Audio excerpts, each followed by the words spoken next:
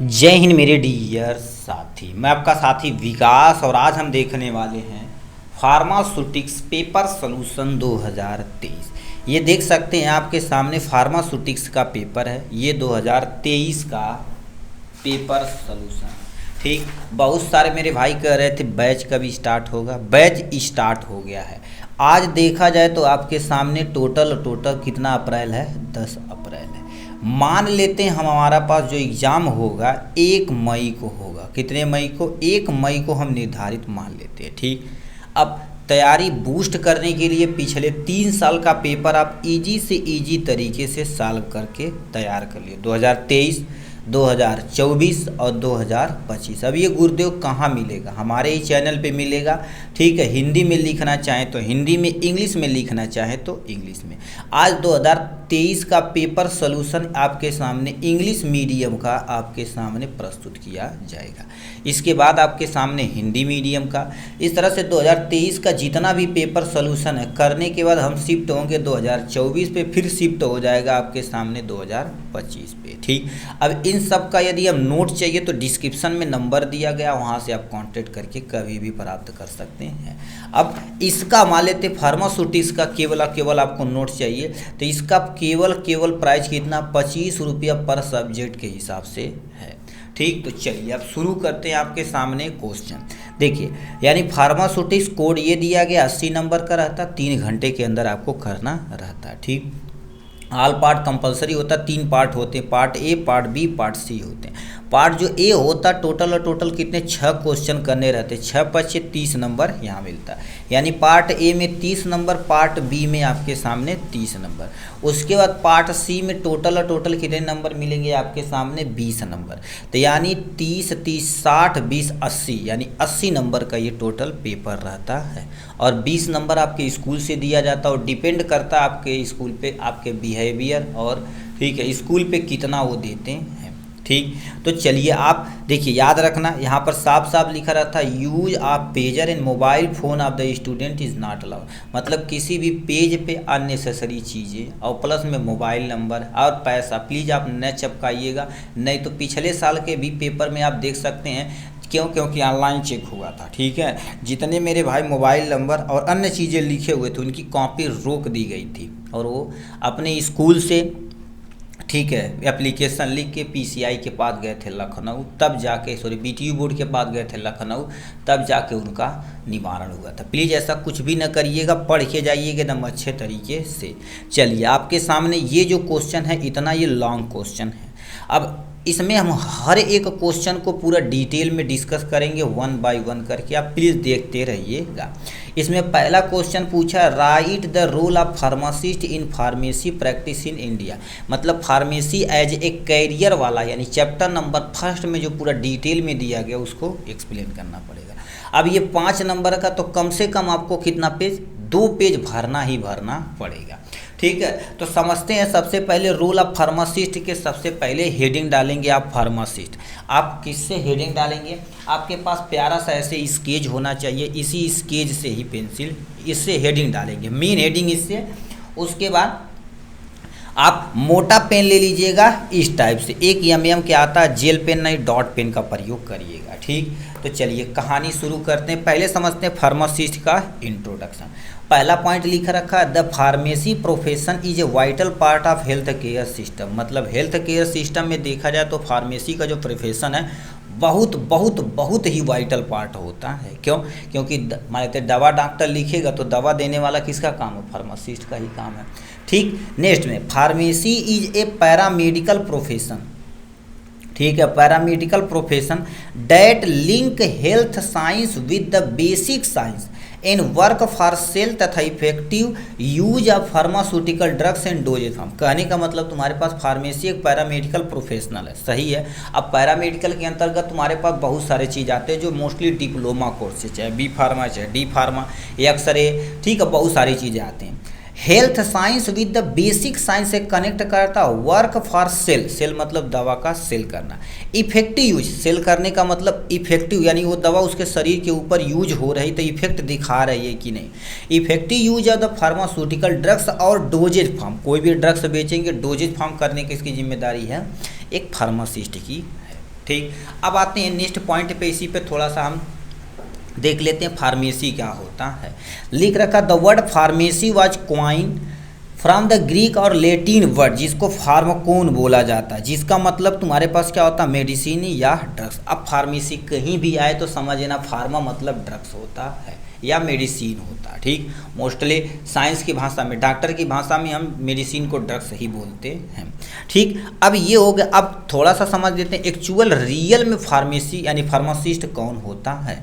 Pharmacist is a trained person who is a certified to make sale distribute medicine and medicine compound. कहने का मतलब एक कोई trend person होना चाहिए, सर्टिफाइड होना चाहिए। जैसे मान लेते ट्रेंड हो जाए, मान लेते हम 2-3 साल क्या कर देंगे, मेडिकल स्टोर पे दवा दे दें, तो ऐसा नहीं कि हम क्या कर देंगे गुरुदेव फार्मासिस्ट बन जाएंगे, नहीं। जब तक आप एक सर्टिफिकेट यानी रजिस्टर फार्मासिस्ट नहीं बनेंगे तो फार्मासिस्ट नहीं कहलाएंगे। अब सर्टिफिकेट ले लिए तो आपके सामने यानी दवा को कैसे सेल करना, डिस्ट्रीब्यूट करना है, मेडिसिन के कंपाउंड कैसे करना है, जैसे मान तो कोई पर्चा आ गया तो कैसे कंपाउंडिंग करेंगे, ये भी आपको आना चाहिए। ठीक, नेक्स्ट में दे आर हाईली ट्रेंड होना चाहिए, जो आप है ही। Well skill health care professional with the proper education and training, मतलब तुम्हारे पास क्या होता है, उसके पास स्किल होनी चाहिए। और याद रखना दुनिया में आपके पास स्किल है, ठीक है, स्किल है तो कहीं आप सर्वाइव कर जाएंगे। Professional with the proper education and training होना चाहिए, जो फार्मासिस्ट का काम होता है।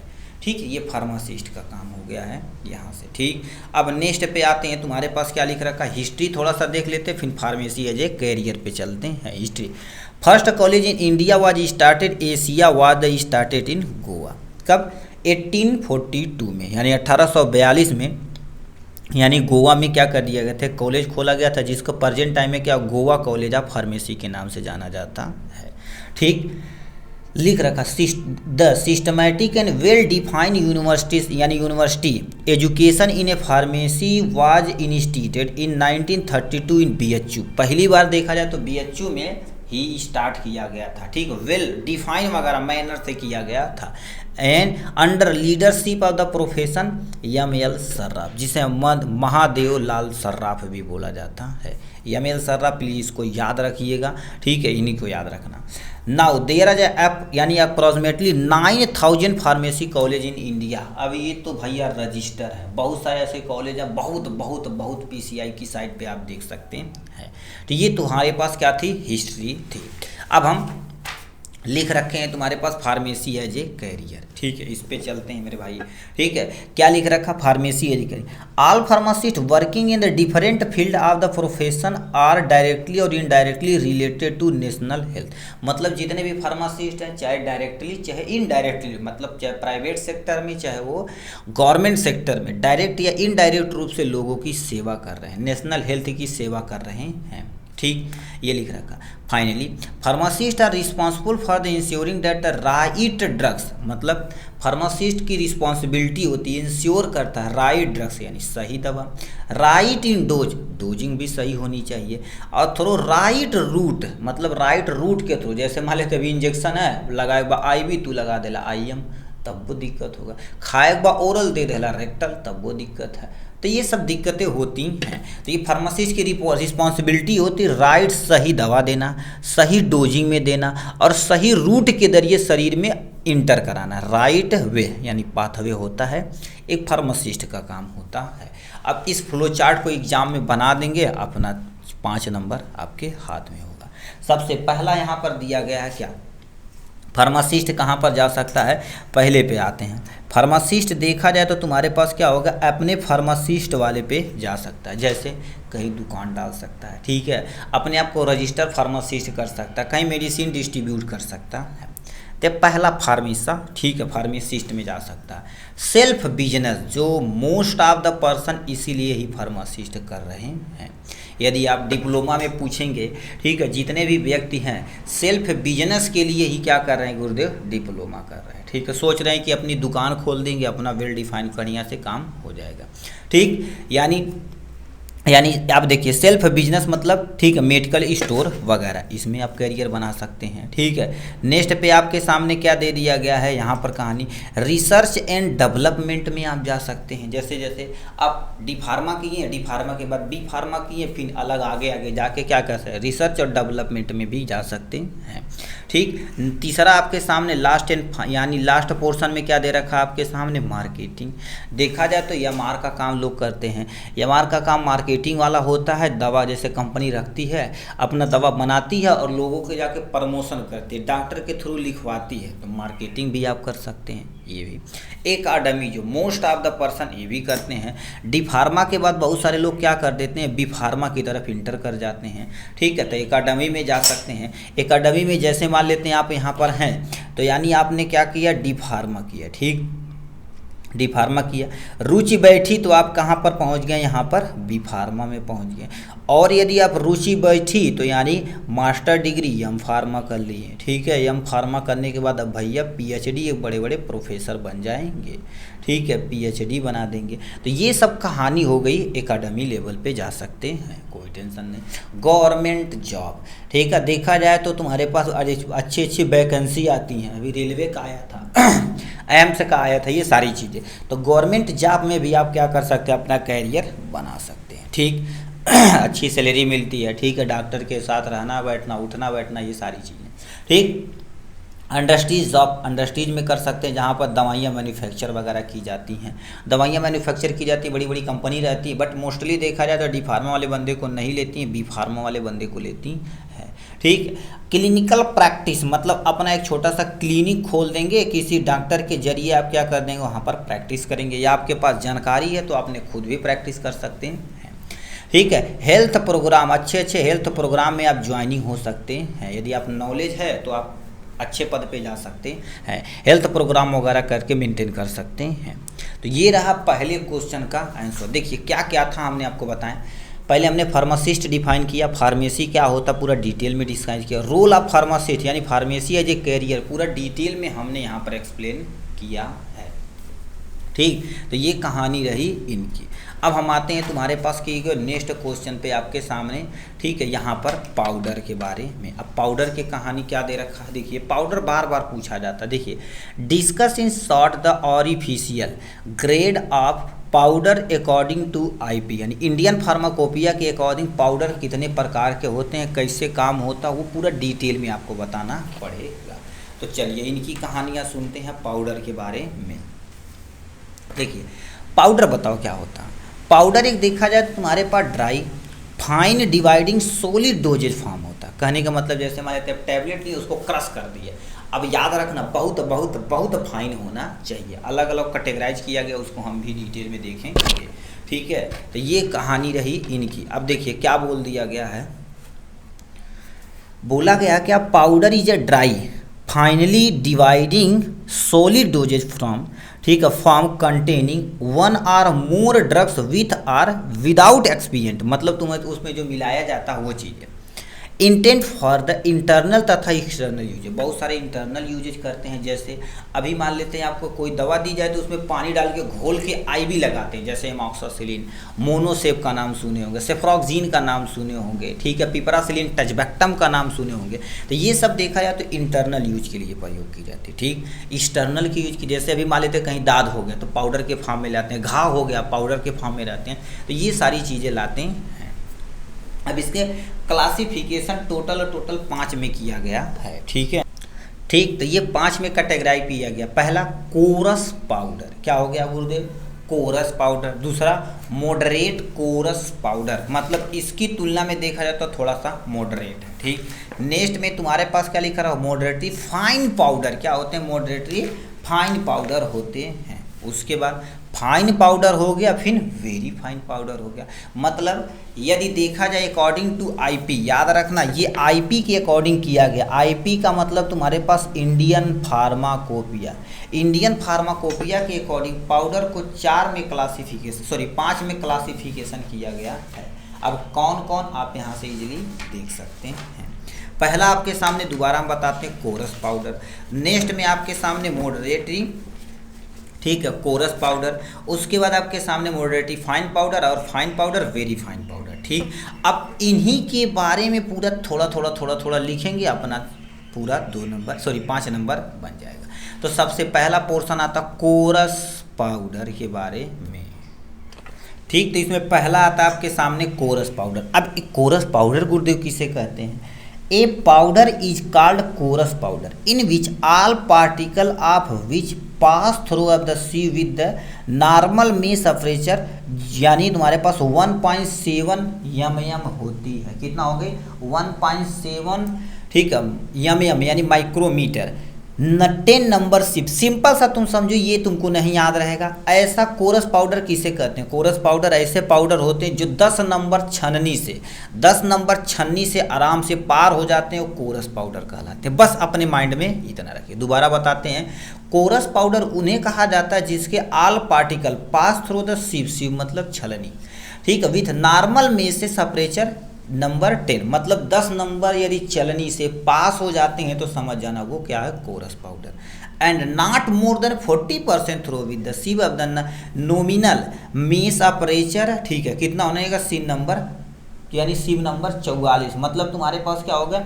40%, कितना? 40% से अधिक यदि तुम्हारे पास 44 नंबर सिप से यदि पार हो जाते हैं तब भी कोरस पाउडर के अंतर्गत रखा जाता है। मतलब तुम्हारे पास क्या कर देते हैं, ये देखा जाए तो 40% से अधिक चलनी से यदि रखा जाए, मतलब कोई पाउडर है 40% अधिक 44 नंबर सिप से क्या हो जाएंगे? पार नहीं होना चाहिए। ठीक है, 44 नंबर से पार नहीं होना चाहिए, जिसका छिद्र कम से कम कितना होना चाहिए? 355 माइक्रोमीटर का होना चाहिए।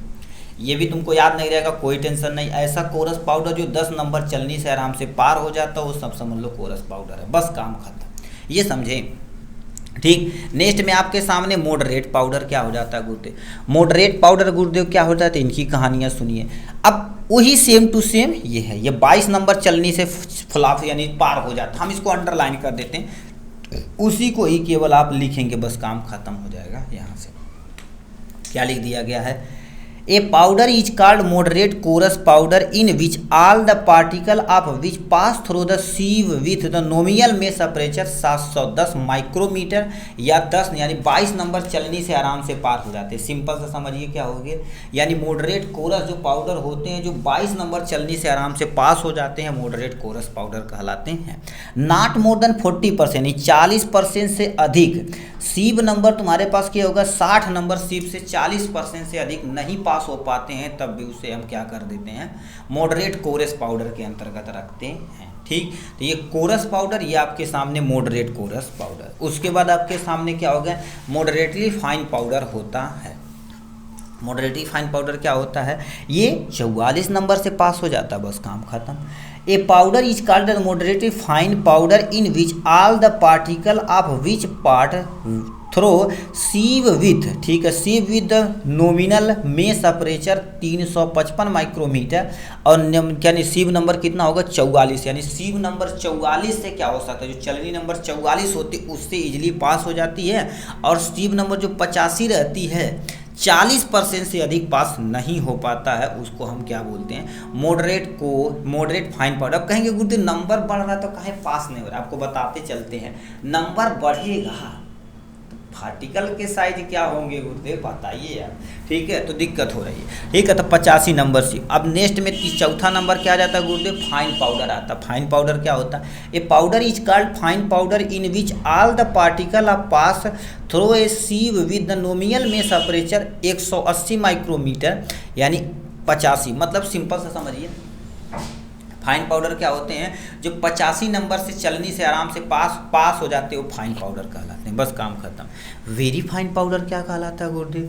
ए powder is called very fine powder in which all the particle of which pass through the sieve with the nominal mesh temperature 125 micrometer, जो 120 नंबर सीव से आराम से पास हो जाते हैं वो क्या कहलाते हैं? आपके सामने वेरी फाइन पाउडर कहलाते हैं। मतलब जितना ज़्यादा नंबर बढ़ेगा उतने उतने उतने उतने फाइन पार्टिकल क्या होंगे? क्रॉस करेंगे।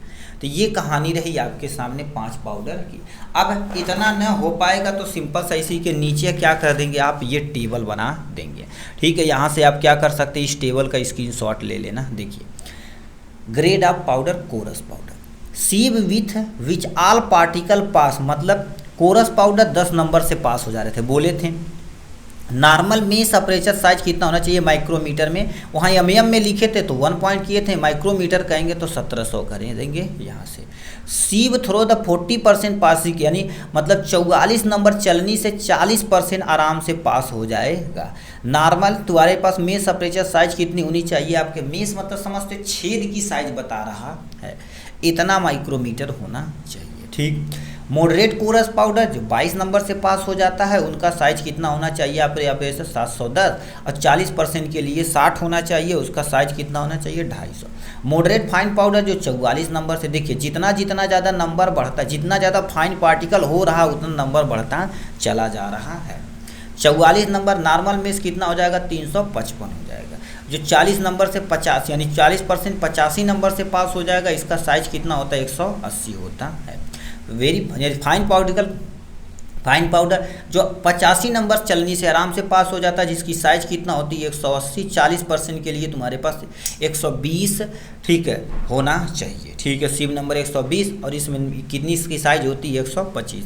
वेरी फाइन पाउडर जो तुम्हारे पास क्या होती है 120 नंबर चलनी से आराम से पास होगी, जिसकी साइज कितनी होती है 125, और 40% के लिए तुम्हारे पास 350 होना चाहिए, जो 45 साइज होती है। ये कहानी रही आपके सामने अकॉर्डिंग टू आईपी, यानी आईपी के अकॉर्डिंग, इंडियन फार्माकोपिया के अकॉर्डिंग इससे क्लासिफिकेशन किया गया है पाउडर के बारे में, ठीक। तो ये सेकंड क्वेश्चन का पूरा डिटेल में डिस्कस किया, ठीक। नेक्स्ट पे हम आते हैं, नेक्स्ट में क्या लिख रखा है कहानी, आगे चलते हैं, ठीक है। थर्ड नंबर क्वेश्चन क्या दे रखा आपके सामने, राइट अबाउट सिंटेड ग्लास फिल्टर के बारे में बताना है। तो सिंटेड ग्लास फिल्टर क्या होता है, यदि आप फिल्ट्रेशन पढ़े होंगे तो अलग अलग लॉ पढ़े होंगे, तो उसमें ये सिंटेड फिल्टर ग्लास है, ठीक। इसकी कहानियाँ सन, ठीक। तो ये आपके सामने रहा सिंटेड ग्लास फिल्टर के बारे में। अब इनकी कहानियाँ थोड़ा सा सुनते हैं, क्या दे रखा है यहाँ से। पहले प्रिंसिपल पे आते हैं। Sintered glass filter is use to filter liquid under low pressure and vacuum, मतलब सिंटेड ग्लास जो फिल्टर होता है इसका हम क्या करते हैं, लो प्रेशर और वैक्यूम होना चाहिए, तभी ये फिल्टर को क्या कर पाएगा आराम से। और याद रखना लिक्विड को ही फिल्टर करता है। अभी ये नहीं समझ पाएंगे, पहले डायग्राम आप समझिए, ठीक है। देखिए सबसे पहले आपको क्या करना पड़ेगा, एक इस टाइप से क्या होगा, कुप्पी नुमा, जैसे गाँव में कुप्पी नहीं होती है उस टाइप से आपको बनाना पड़ेगा, ठीक है। ऐसे बना दिए, यहाँ से क्या होगा, ये वाला कुप्पी में ही डालेंगे कोई लिक्विड पार्ट, ठीक है। तो ये आपके सामने नीचे की तरफ आएगा फिल्टर, ये याद रखना ये बर्तन है, ठीक है, ये आपके सामने बर्तन है। अब इसी के अंदर आपको क्या कर देना, वो जो फिल्टर पेपर है इसी पे लगाना है, ठीक है। ये आपके सामने हो गया है यहाँ से। अब हो क्या रहा, ये आपके सामने फिल्टर का पेपर हो जाएगा यहाँ से, ठीक। ये आपके सामने रिसीवर हो जाएगा, इसी में कोई रिसीवर नहीं इसमें तुम्हारे पास, ठीक है, इसी में डाला जाएगा और नीचे क्या होगा फिल्टर होके, यही सिंटेड ग्लास फिल्टर है। अब क्या लिखा, लिखो अब क्या लिख दिया गया है। अब ये कहानियाँ सुनते हैं, इनकी कहानी जो कहा रखा, sintered glass filter is use to filter added under low pressure and vacuum, मतलब लो प्रेशर होना चाहिए और अंडर वैक्यूम काम होना चाहिए। The liquid to be filter is a pour into the funnel, देखिए फनल में डालेंगे, एंड ड्रा थ्रू द यानी perforation by the vacuum suction, vacuum suction के द्वारा नीचे की तरफ क्या करेगा, गिरेगा। अब कंस्ट्रक्शन में तुम्हारे पास सिंटेड ग्लास फिल्टर आज made up of borosilicate glass, ये किसका बना होता, बोरोसिलिकेट ग्लास का बना होता। क्यों, क्योंकि लेबोरेटरी में जितना भी ग्लासेस वाली चीज़ें यूज होती हैं वो किसकी बनी होती है, सब बोरोसिलिकेट ग्लास की बनी होती हैं, ठीक है, बोरोसिलिकेट ग्लास की बनी होती है। इसके नीचे और भी जितना अच्छे से फिल्टर आप फिटअप कर पाएंगे उतने अच्छे से क्या होगा गुरुदेव फिल्टर करेगा, ठीक। ये हो गया। अब ये वर्किंग कैसे करता है इसको लिखना पड़ेगा, ठीक है। रिसीव करेगा ये पेपर, ये तुम्हारे पास फिल्टर का पेपर है, यहाँ पर नीचे रिसीवर लगाना पड़ेगा जिसमें आफ्टर, ठीक है, फिल्ट्रेशन प्राप्त होगा। वर्किंग कैसे करते हैं, तो working principle of sintered glass filter is a base on the reduce pressure method, मतलब रिड्यूज प्रेशर मेथड से इसमें हम काम करते हैं। कैसे, a filter consist of the filter glass disc has that है many tiny pore in the certain size. कहने का मतलब तुम्हारे पास क्या होगा, इस टाइप से तुम समझो। मान लेते ये कुप्पीनुमा है, ठीक है, कुप्पीनुमा है। अब इसी के अंदर हम जाली लगा देते हैं, क्या कर देते हैं, देखिए यहाँ से आर पार दिख रहा है, यहाँ से क्या करेगा, निकलेगा, इसको यदि निकाल देंगे तो इसी के अंदर जाली लगा देंगे, छोटे छोटे छोटे छोटे टीनी पोर रहेंगे, सर्टेन साइज के, अलग अलग साइज के, ठीक। अब क्या दे रखा है, disc is attach to the funnel that is connect with the suction flask in तुम्हारे पास वैक्यूम पंप। मतलब तुम्हारे पास ये फनल से अटैच कर देंगे और कनेक्ट कर देंगे सक्शन फ्लैश, मतलब जो नीचे की तरफ उसे इजिली खींच सके, ठीक है। Filtrate is collected in the flash, मतलब अब तुम छानोगे जो ऊपर बचेगा उसी को क्या बोलते हैं, फिल्ट्रेट बोलते हैं, ठीक है। नहीं, उसको केक बोला जाता है, जो नीचे फिल्टर होके आता है उसे फिल्ट्रेट बोला जाता है। नीचे जो जैसे चाय छान रहे हो ना, चाय जो नीचे आता है उसे यानी फिल्ट्रेट बोला जाता है, जो ऊपर आता है उसे रिड्यूस बोला जाता है। वाइल जो reduce is the discard from the funnel, funnel से निकाल के हम क्या कर देंगे उसको बाहर। सिंपल सा जैसे चलनी काम करती है उसी तरह से ये सीटेड ग्लास फिल्टर काम करता है। अब इनका फायदा नुकसान यूज कहाँ पर होता है, यहाँ पर आ जाते हैं।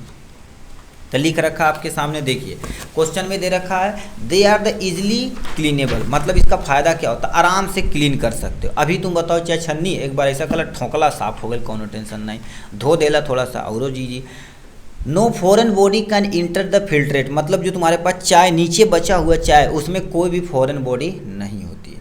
A very small amount of medicament is absorb, मतलब तुम्हारे पास क्या होता है, बहुत बहुत बहुत कम अमाउंट में मेडिकामेंट उसमें क्या होते हैं गुरुदेव, एब्जॉर्ब होते हैं।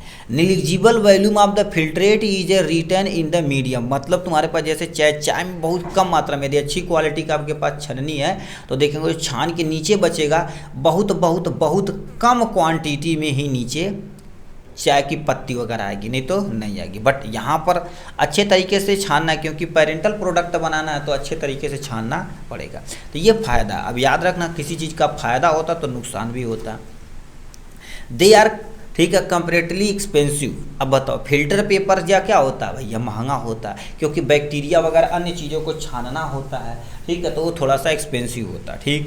They are the fragile and handling and thermal treatment. अब बताओ ग्लास का बना होता है, एक बार गिरे तो भड़ से टूट जाए, जैसे आपके घर है प्लास्टिक का, हमारे त्यागिया कहीं थोड़ा सा छुआ जाए भड़ से जर जाएगा, है कि नहीं। अब स्टील का रखला चले 2 3 4 5 साल कौन टेंशन नहीं, तो वही चीज़ लिख रखा है, ये हैंडलिंग तथा थर्मल ट्रीटमेंट करने में थोड़ा सा आसानी नहीं होती है। यानी unsuitable for the large volume of filtration, मतलब कोई चीज़ लंबा फिल्टर करना, जैसे चाय छन्नी, अब आपके घर में 1-2 कप चाय बन रहा, 4 कप 10 कप तो छान सकते हैं। अब 1-2 बाल्टी हंडा भर बनी तो उसके खातिर क्या ओढ़नी प्रयोग करते हैं या गमछा वमछा, उसके लिए तुम्हारे पास ना या छोटा छन्नी लेके आएंगे छानेंगे, ऐसा नहीं होता है। तो ये इसका डिसएडवांटेज है। अब कहाँ पर यूज किया जाता है, अब यहाँ से देख सकते हैं, use for the coarse fine, मतलब जो कोरस फाइन होते हैं बैक्टीरियल फिल्ट्रेशन के लिए हम क्या कर सकते हैं, सिंटेड ग्लास फिल्टर का प्रयोग करते हैं। They are use for the parental injection, जितने भी तुम्हारे पास पेरेंटल इंजेक्शन होते हैं, क्योंकि भैया उसमें भैया फिल्टर सही से नहीं करेंगे तो दिक्कत हो जाएगी, ठीक। ऑप्थेल्मिक सोल्यूशन, मतलब जो आँख वाला ड्रॉप होता है उसको करने के लिए। They are useful for the filtration of the viscous product like syrup, oil और इमल्सा सस्पेंशन। ये सब चीज़ को फिल्टर करने के लिए हम सिंटेड ग्लास का प्रयोग किया जाता है। तो ये कहानी रही किसके बारे में, सिंटेड ग्लास के बारे में, ठीक। अब हम नेक्स्ट क्वेश्चन की तरफ चलते हैं, मैसेरेशन के बारे में, ठीक है। मैसेरेशन की कहानी यहाँ दी गई। अब मैसेरेशन पे कौन सा क्वेश्चन कैसे पूछा है इसको देख लेते हैं।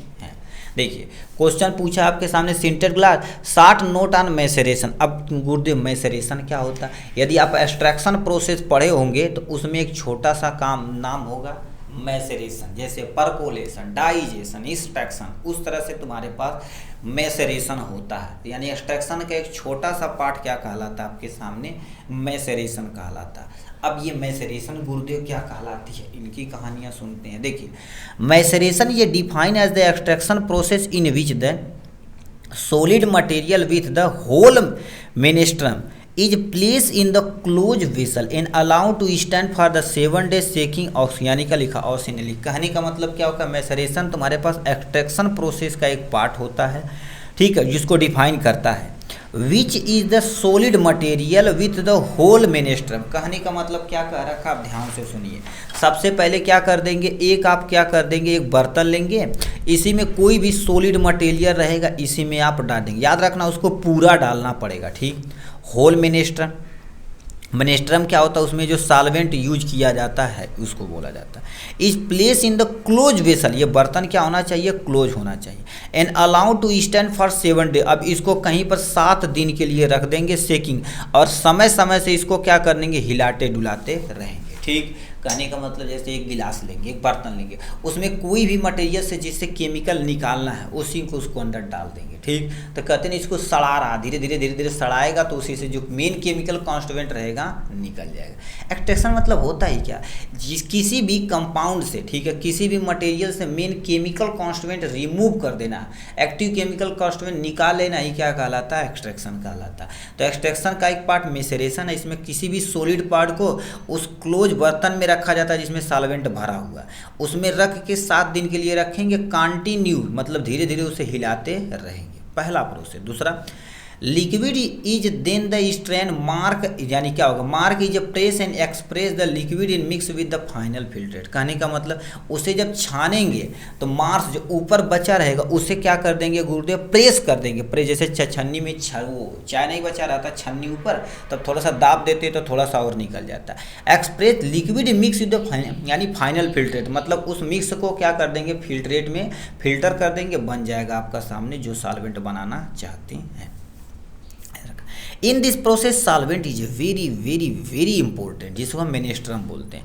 यानी मतलब मेनेस्ट्रम में देखा जाए मेंसरेशन में, तो ये जो सॉल्वेंट हम यूज करते हैं वो बहुत ज़रूरी है, ठीक। तो ये कहानी इनकी रही। तो इसे फर्दर कितने में क्लासिफिकेशन किया गया, 3 में क्लासिफिकेशन किया गया है। तो आपके सामने तीनों का हम क्या कर देते हैं, यहाँ से डिफाइन कर देते हैं, ठीक है। तीनों का डिफाइन करेंगे, अपना काम हो जाएगा, ठीक है। तो क्या लिख रखा, सबसे पहले सिंपल मैसेरेशन दिया गया, क्या दे रखा आपके सामने, सिंपल मैसेरेशन। दूसरा आपके सामने मॉडिफाई मैसेरेशन और मल्टीपल मैसेरेशन। सिंपल मैसेरेशन आप घर पे ही कर सकते हो, ठीक है। जैसे तुम्हारे पास सिंपल मैसेरेशन में क्या क्या दिया गया, इनकी कहानियाँ सुनते हैं।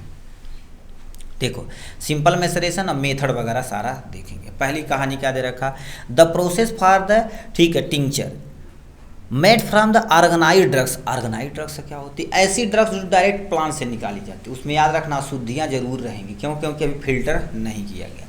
ऑर्गेनाइज्ड ड्रग्स जैसे रूट हो गया, लीफ हो गया, स्टेम, अब ये सब डायरेक्ट प्लांट से प्राप्त किए जाएंगे। इन this process is called simple maceration. अब ये करते कैसे हैं, इनकी कहानियाँ सुनते हैं, ठीक है। ये कहानी क्या दिया गया है, इन पे सुनते हैं, क्या दे दिया गया है यहाँ से।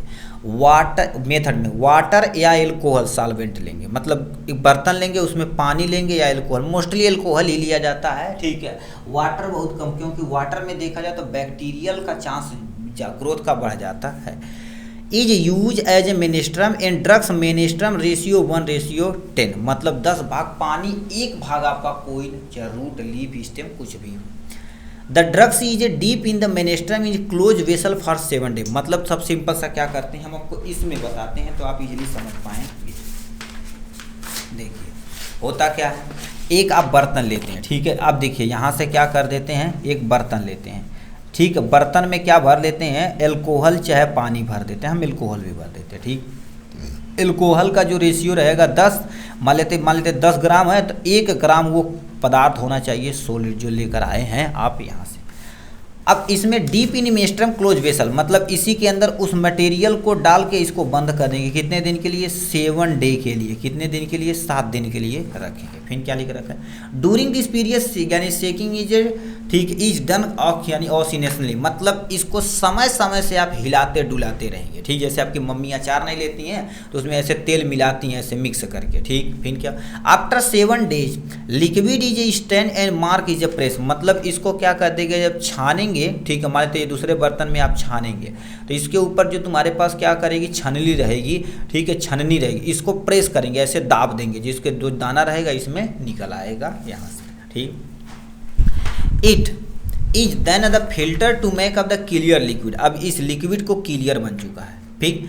अब यही तुम्हारे पास क्या होगा, सिंपल मैसेरेशन यूज करिए। टिंचर आप ऑरेंज हो गया, लेमन हो गया, जो मार्केट में आता है टिंचर खरीद सकते हैं, जो पीते हैं काढ़ा टाइप में, यही बन के तैयार हो गया सिंपल मैसेरेशन। ठीक, अब दो मेथड और है गुरुदेव। ठीक है, यहाँ पर सबसे नेक्स्ट में तुम्हारे पास क्या लिख रखा आपके सामने, modify maceration.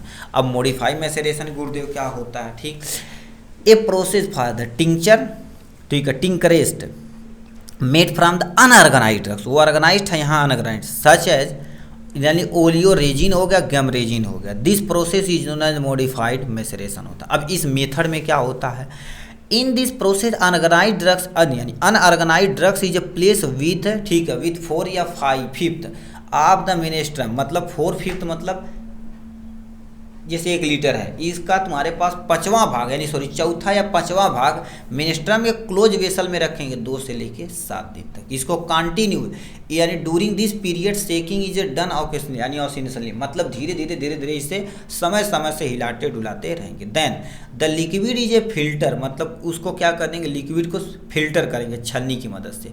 And the volume is a make up the by the passing the remaining 1/5 of the menstruum, मतलब 5वां भाग क्या कर देंगे मिनेस्ट्रम, 1 भाग दबा रहेगी थ्रू द फिल्ट्रेट, मतलब फिल्टर करने के बाद उसे क्या कर देंगे हम बनाएंगे। ठीक है, मास इज नॉट प्रेस, मतलब ऊपर जो रहेगा चाहे छन्नी पे उसको प्लीज छाने दाबना नहीं है। जैसे टिंचर आप टोलू या आपके सामने टोलू ब्लासम का नाम सुने होंगे, बेंजोन का नाम सुने होंगे, इन सब में हम क्या कर देते हैं, इनका प्रयोग करते हैं। ठीक है, अब आते हैं मल्टीपल मैसेरेशन में तुम्हारे पास क्या होता है, ये 2 स्टेप होता है, डबल या ट्रिपल। अब ये जो होता है सबसे बेस्ट क्वालिटी का होता है, क्योंकि 3-4 बार करेंगे तो उसमें अशुद्धियाँ पूरी तरह से रिमूव हो जाती हैं। The process for the construction preparation which included both double maceration और triple maceration is known as multiple maceration, इसको बोला जाता है। ठीक, जैसे डबल मैसेरेशन में क्या होता है गुरुदेव, इनकी कहानियाँ सुन लेते हैं थोड़ा सा। In this process, the drugs is macerated twice by using the ministrum which is a 2 part, मतलब 2 बार हम मिनेस्ट्रम का प्रयोग करेंगे, उसी को हम डबल बोलते हैं। पहला जैसे एग्जांपल में कॉन्सनट्रेशन इन्फ्यूजन ऑफ यानी concentration infusion of orange, concentration infusion of chirata, चिरैता का नाम सुने हो, कहते हैं ना चिरैता लीजिए और उसे क्या कर दिए 1-2 लीटर पानी रहे, उसे खौलाते जाइए खौलाते जाइए खौलाते जाइए जब तक 1 पाव से आधा पाव न बचे। फिर उसको जब निकालेंगे तो बुखार का बहुत तगड़ा काम करता है। ठीक है, गाँव पे देखेंगे यही मेथड प्रयोग किया जाता है। ट्रिपल मैसेरेशन में क्या होता है, in this process the drugs is macerated 3 यानी thrice by using the menstruum which is dividing into the 3 in such as the manner that the same volume is use to each menstruum, मतलब 3 बार हम इसका प्रयोग करेंगे। जैसे तुम्हारे पास क्या होगा, कॉन्सनट्रेशन इन्फ्यूजन ऑफ क्वासी या लिक्विड एक्सट्रैक्शन ऑफ सेन्ना, ये सब हम प्रयोग करेंगे आपके सामने ट्रिपल मैसेरेशन में। तो ये कहानी रही कि इसके बारे में मैसेरेशन के बारे में। ये था आपके सामने चौथा क्वेश्चन। 5वां क्वेश्चन की तरफ रुख करते हैं मेरे भाई। ठीक, इसमें हमारे पास 5th नंबर क्वेश्चन पूछा है, what is sustain release tablet, यानी सस्टेन रिलीज टैबलेट क्या होता है। यदि आप टैबलेट के बारे में सुने होंगे तो कहते हैं effervescent tablet, sustain release tablet, coated tablet, double coated tablet, इसी को एक्सप्लेन करना सस्टेन रिलीज टैबलेट। तो सबसे पहले समझते हैं टैबलेट क्या होता है, तो फिर सस्टेन रिलीज टैबलेट को पूरा डिटेल में डिस्कस करेंगे। ठीक है, तो कहानी क्या दिया है अब इनके बारे में सुनिए। इधर थोड़ा सा तेजी से चलते हैं। According to Indian pharmacopoeia, Indian pharmacopoeia के अकॉर्डिंग देखा जाए तो टैबलेट क्या होता है, pharmaceutical tablet are solid flat biconvex unit doses form prepare by the compressing a drugs और a mixture of drugs with or without diluent, मतलब तुम्हारे पास क्या होता है, कहने का मतलब क्या बोल दिया गया, यानी फार्मास्यूटिकल टैबलेट एक सॉलिड डोजेज फॉर्म होता है, ये फ्लैट होता है, फ्लैट भी देखेंगे ऐसे ऊपर चपटा होता है। ठीक है, बाई कन्वेक्स मतलब ऊपर नीचे क्या होगा उभरा हुआ होता है, यूनिट डोजेज फॉर्म मतलब एक ही बार में हम शरीर के अंदर इसको ले लेते हैं। For prepare by the compressing यानी कंप्रेस करके प्रयोग किया जाता है, और मिक्सचर ऑफ द ड्रग्स मतलब उस ड्रग्स में मिक्सचर किया जाता है, डाइल्यूएंट यूज भी किया जा सकता और नहीं भी यूज किया जाता, इसी को टैबलेट कहते हैं। सिंपल सा टैबलेट एक डोजेज यानी क्या होगा सॉलिड डोजेज फॉर्म होता है, ये फ्लैट होता है, बाई कन्वेक्स होता है, यूनिट डोजेज फॉर्म होता है। प्रिपेयर किया जाता है कंप्रेसिंग मेथड से, मतलब कंप्रेस नहीं करेंगे तो छोटे छोटे पाउडर से बनाए जाते हैं, दिक्कत हो जाएगी आपके सामने, मैं तो खोले भाग से निकल जाएगा, दिक्कत हो जाएगी। जैसे अभी सरकारी हॉस्पिटल में देखेंगे बी कॉम्प्लेक्स मिलता, तो उसे सही से कंप्रेस नहीं किया जाता है, यानी सही से कंप्रेस नहीं किया जाता, खोलते देखेंगे भुरकुस हो जाता है। तो वही चीज़ें बोले थे, कंप्रेस करना कंपलसरी है। Mixture of the drugs with और विदाउट डाइल्यूएंट, मतलब इसमें चाहे मिलाएं या ना मिलाएं, किसको डाइल्यूएंट, उसी को टैबलेट बोला जाता है। ठीक, नेक्स्ट में क्या लिख रखा, दे में भी आइदर सर्कुलर हो सकता फ्लैट या बाई कन्वेक्स इन शेप हो सकता। मतलब ये देखा जाए तो तुम्हारे पास सर्कुलर फ्लैट शेप का होता, बाई कन्वेक्स इन शेप का हो सकता है।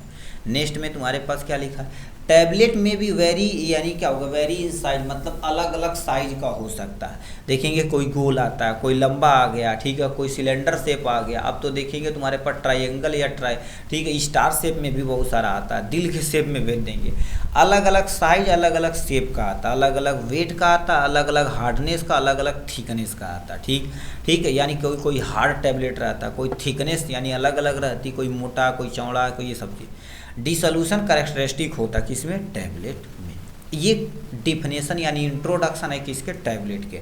अब एक कोई टैबलेट बनाया जाए तो उसकी प्रॉपर्टी क्या होनी चाहिए, सबसे पहले चीप यानी सस्ता होना चाहिए। 1 रुपया में देखेंगे पैरासीटामॉल 2 रुपये में ले लेंगे। अभी वही पैरासीटामॉल आप पेरेंटल के फॉर्म में लेंगे तो 100 ml का कम से कम 100, 150, 200 लग जाता है। तो वो चीज़ ये चीप होना चाहिए। डिसकंटामिनेशन होना चाहिए, यानी कलरेशन होना चाहिए। डिसकलरेशन मतलब कि नहीं ऐसे रखें 1-2 दिन के बाद कलर अब चेंज हो जाए, कोई ग्राहक ही नहीं लेगा, कहेगा आप तो ऐसे लेगा, लिख कर यहाँ ऐसे आ जाए, इससे तो गड़बड़ हो जाएगा। ठीक, टैबलेट है the chemical physical stability to maintain the long time, मतलब लंबे समय तक इसकी केमिकल प्रॉपर्टी साथ साथ फिजिकल प्रॉपर्टी मेंटेन होना चाहिए लंबे समय तक। रैपिड डिजॉल्व, जितना तेज़ी से डिजॉल्व होगा उतना तेज़ी से काम करेगा। अब नहीं कि हर टैबलेट में जल्दी डिजॉल्व हो जाएगा, अलग अलग कैटेगरी की अलग अलग दवा होती है, वो बात अलग है। ठीक, इकोनॉमी लेस होना चाहिए, मतलब खर्चीला यानी बनाने में खर्चा कम होना चाहिए। जब खर्चा बनाने में कम होगा तो हमको सस्ता मिलेगा। नॉट बीटर इन टेस्ट, अब देखेंगे कलरिंग एजेंट, फ्लेवरिंग एजेंट, ठीक है, और स्वीटनिंग एजेंट प्रयोग करके हम टैबलेट को क्या कर देते हैं, बीटर से कम करते हैं। ठीक है, क्यों, पहले आप छोटे रहेंगे बुखार उखार होता होगा तो देखेंगे दवाई मिलती थी, तो लोग हम सब तो दवाइयाँ जब खाते थे तो तड़तड़ा खाते थे, मतलब चबा के खाते थे, तो बहुत कड़वा लगता था, तो मम्मी चीनी के साथ खिलाती थी। अब देखेंगे अलग अलग तुम्हारे पास क्या कर देते हैं, फ्लेवरिंग हो गया, कलरिंग हो जाएंगे, इन सब का प्रयोग करके हम उसको मेंटेन करते हैं। हाई बायोएबिलिटी होती, मतलब ज़्यादा से ज़्यादा हमारे शरीर के सेल के अंदर ये चीज़ एब्जॉर्ब होनी चाहिए। ठीक, तो ये कहानी रही इनकी। अब वेरियस मॉडिफाइड टैबलेट होता है। सबसे पहले तुम्हारे पास सस्टेन रिलीज, इसी को हमको एक्सप्लेन करना है। सस्टेन रिलीज, एक्सेंटेड रिलीज होता है, ये इसी के लगभग बराबर होता है, बट ये बहुत एडवांस टाइप में होता है। फास्ट डिजॉल्विंग टैबलेट और डबल लेयर टैबलेट होता है। ठीक, तो अब हमको सस्टेन रिलीज टैबलेट को पूरा डिटेल में डिस्कस करना है। ठीक है, तो सस्टेन रिलीज टैबलेट के बारे में पढ़ते हैं। ठीक है, तो यहाँ पर सस्टेन रिलीज टैबलेट देखिए क्या होगा, these tablet are prepare for the purpose of the long duration of action, मतलब ये दवाइयाँ क्या होती हैं, लंबे समय अपने एक्शन को क्या कर देती हैं, परफॉर्म करती हैं। So these tablet release there, ठीक है, active ingredient over longing period prepare by the hard compressing method, मतलब ये दवाइयाँ क्या होती हैं, लंबे समय तक अपने इंग्रेडिएंट को धीरे धीरे धीरे धीरे रिलीज करती हैं। जैसे अभी पेंटाप्रोजोल देखेंगे, पेंटाप DSR, SR लिखा मतलब सस्टेन रिलीज है। ठीक है, सस्टेन रिलीज जो टैबलेट होती हैं धीरे धीरे क्या कर देती हैं, अपने आप को ये लंबे समय तक इन जो एक्टिव केमिकल इंग्रेडिएंट होता है वो निकलती है। ठीक है, तो ये अपने आप को काम करती है, इस तरह से इनका काम होता है। ठीक है, हार्ड कंप्रेस्ड मेथड से काम किया जाता है। ठीक, अब ये जो मेथड होता है कईयों मेथड होता है, जैसे मैन्युफैक्चर मेथड में वेट ग्रेन्युलेशन होता है, ड्राई ग्रेन्युलेशन होता है और डायरेक्ट कंप्रेशन मेथड होता है। 3 मेथड से हम क्या कर सकते हैं, इसको बनाते हैं। दोबारा सुनिए क्या क्या बोला गया है आपके सामने। ठीक है, वेट ग्रेन्युलेशन होता है, ड्राई ग्रेन्युलेशन होता है और डायरेक्ट कंप्रेशन मेथड से हम क्या कर सकते हैं, इसको हम ठीक है उपयोग में लाते हैं। इतने मेथड से हम सस्टेन रिलीज टैबलेट बनाते हैं। अब सस्टेन रिलीज टैबलेट का फ़ायदा समझते हैं, फिर नुकसान। याद रखना किसी चीज़ का भैया फ़ायदा है तो भैया नुकसान भी है। पहला मिनिमम ड्रग्स इज यूज, भैया पेंटॉप डीएसआर देखेंगे कुछ EMG होता है, एक बार सुबह खा लिया, यदि अच्छी क्वालिटी होगा तो लंबे समय तक चलेगा। दे इफिकेसी इन द ट्रीटमेंट, यानी क्या होगा, इम्प्रूव्ड होता, ठीक है, मतलब तुम्हारे पास इसकी इफिकेसी बहुत अच्छी होती है, ट्रीटमेंट में सबसे सूटेबल होता है। It avoid patient complication problem, मतलब पेशेंट को 10 दवाइयाँ खिलाने से अच्छा एक ही खिला दीजिए, नहीं होता सुबह दोपहर शाम खिलाना, ऐसा नहीं, एक बार सुबह खिला दिए, धीरे धीरे धीरे धीरे सस्टेन रिलीज निकलेगा, उसको आपको मेंटेन करेगा। Less fluctuation occurs in the concentration of drugs, मतलब ये जो दवाइयाँ दे जा रही हैं फ्लैकुलेशन रेट बहुत बहुत कम होता है, इसीलिए लंबे समय तक हमारे शरीर में बना रहता है, ठीक। Systematic side effect are minimise, मतलब हमारे शरीर के अंदर जो तुम्हारे पास साइड इफेक्ट देखने को मिलता नहीं, क्यों, एक अच्छम काम करेगा। अभी बताओ हम मान लेते हैं कि एक मुक्का धीरे धीरे धीरे धीरे मारें तो लंबे समय तक आप झेल पाएंगे, एक कब हचड़ देंगे तो दिक्कत हो जाएगी। तो वही लिखा सिस्टमेटिक साइड इफेक्ट, मतलब साइड इफेक्ट देखने को मिलता बहुत बहुत बहुत कम, मिनिमाइज में रूप में देखने को मिलता है, ये एडवांटेज। अब इसी के जस्ट नीचे डिसएडवांटेज देखा जाए तो क्या लिख रखा है, ये भैया एक्सपेंसिव होता है, ठीक। अब देखा जाए तो अलग अलग मेथड से बनाया जाता है तो सस्ता होता है, नहीं तो sustain release tablet expensive. Dosing damping का काम, क्योंकि बनाने में बहुत ज़्यादा क्या कर देता प्रोसेस होता है, डोजिंग डैम्पिंग का खतरा होता है। पुअर सिस्टमेटिक वायबिलिटी होता है, ठीक, ये देखा जाए तो ना के बराबर, क्योंकि धीरे धीरे होता है। It result in the less flexibility to physical in the dose adjust, मतलब डोज को एडजस्ट करने में थोड़ा सा इसमें प्रॉब्लम होती है, फ्लेक्सिबिलिटी देखने को मिलती है। तो ये रही कहानी आपके सस्टेन रिलीज टैबलेट के बारे में। 5th number question. 6th number question क्या दे दिया गया है यहाँ पर, CGMP के बारे में दिया गया है, यानी करेंट गुड मैन्युफैक्चर के बारे में दिया गया है, इसको पूरा डिटेल में आपको बताना है, ठीक है, यानी CGMP के बारे में बताना है, ठीक है। तो ये कहानी रही आपके सामने CGMP की, ठीक है। देखिए इसको हटा देते हैं सब। देखिए CGMP क्या होती है, C से करंट, G से आप गुड, M से मैन्युफैक्चर, अब P से आपके सामने प्रैक्टिस होता है, ठीक है। तो CGMP क्या होता है, CGMP refer to the current good manufacture practice regulation enforce by the FDA। अब कमेंट बॉक्स में FDA का फुल फॉर्म देखें, कितने लोग ऐसे हैं जो इसको लिख कर दिखाते हैं, ठीक है। मतलब FDA के द्वारा रेगुलेट किया जाता है किसको, करंट गुड मैन्युफैक्चर प्रैक्टिस को, ठीक।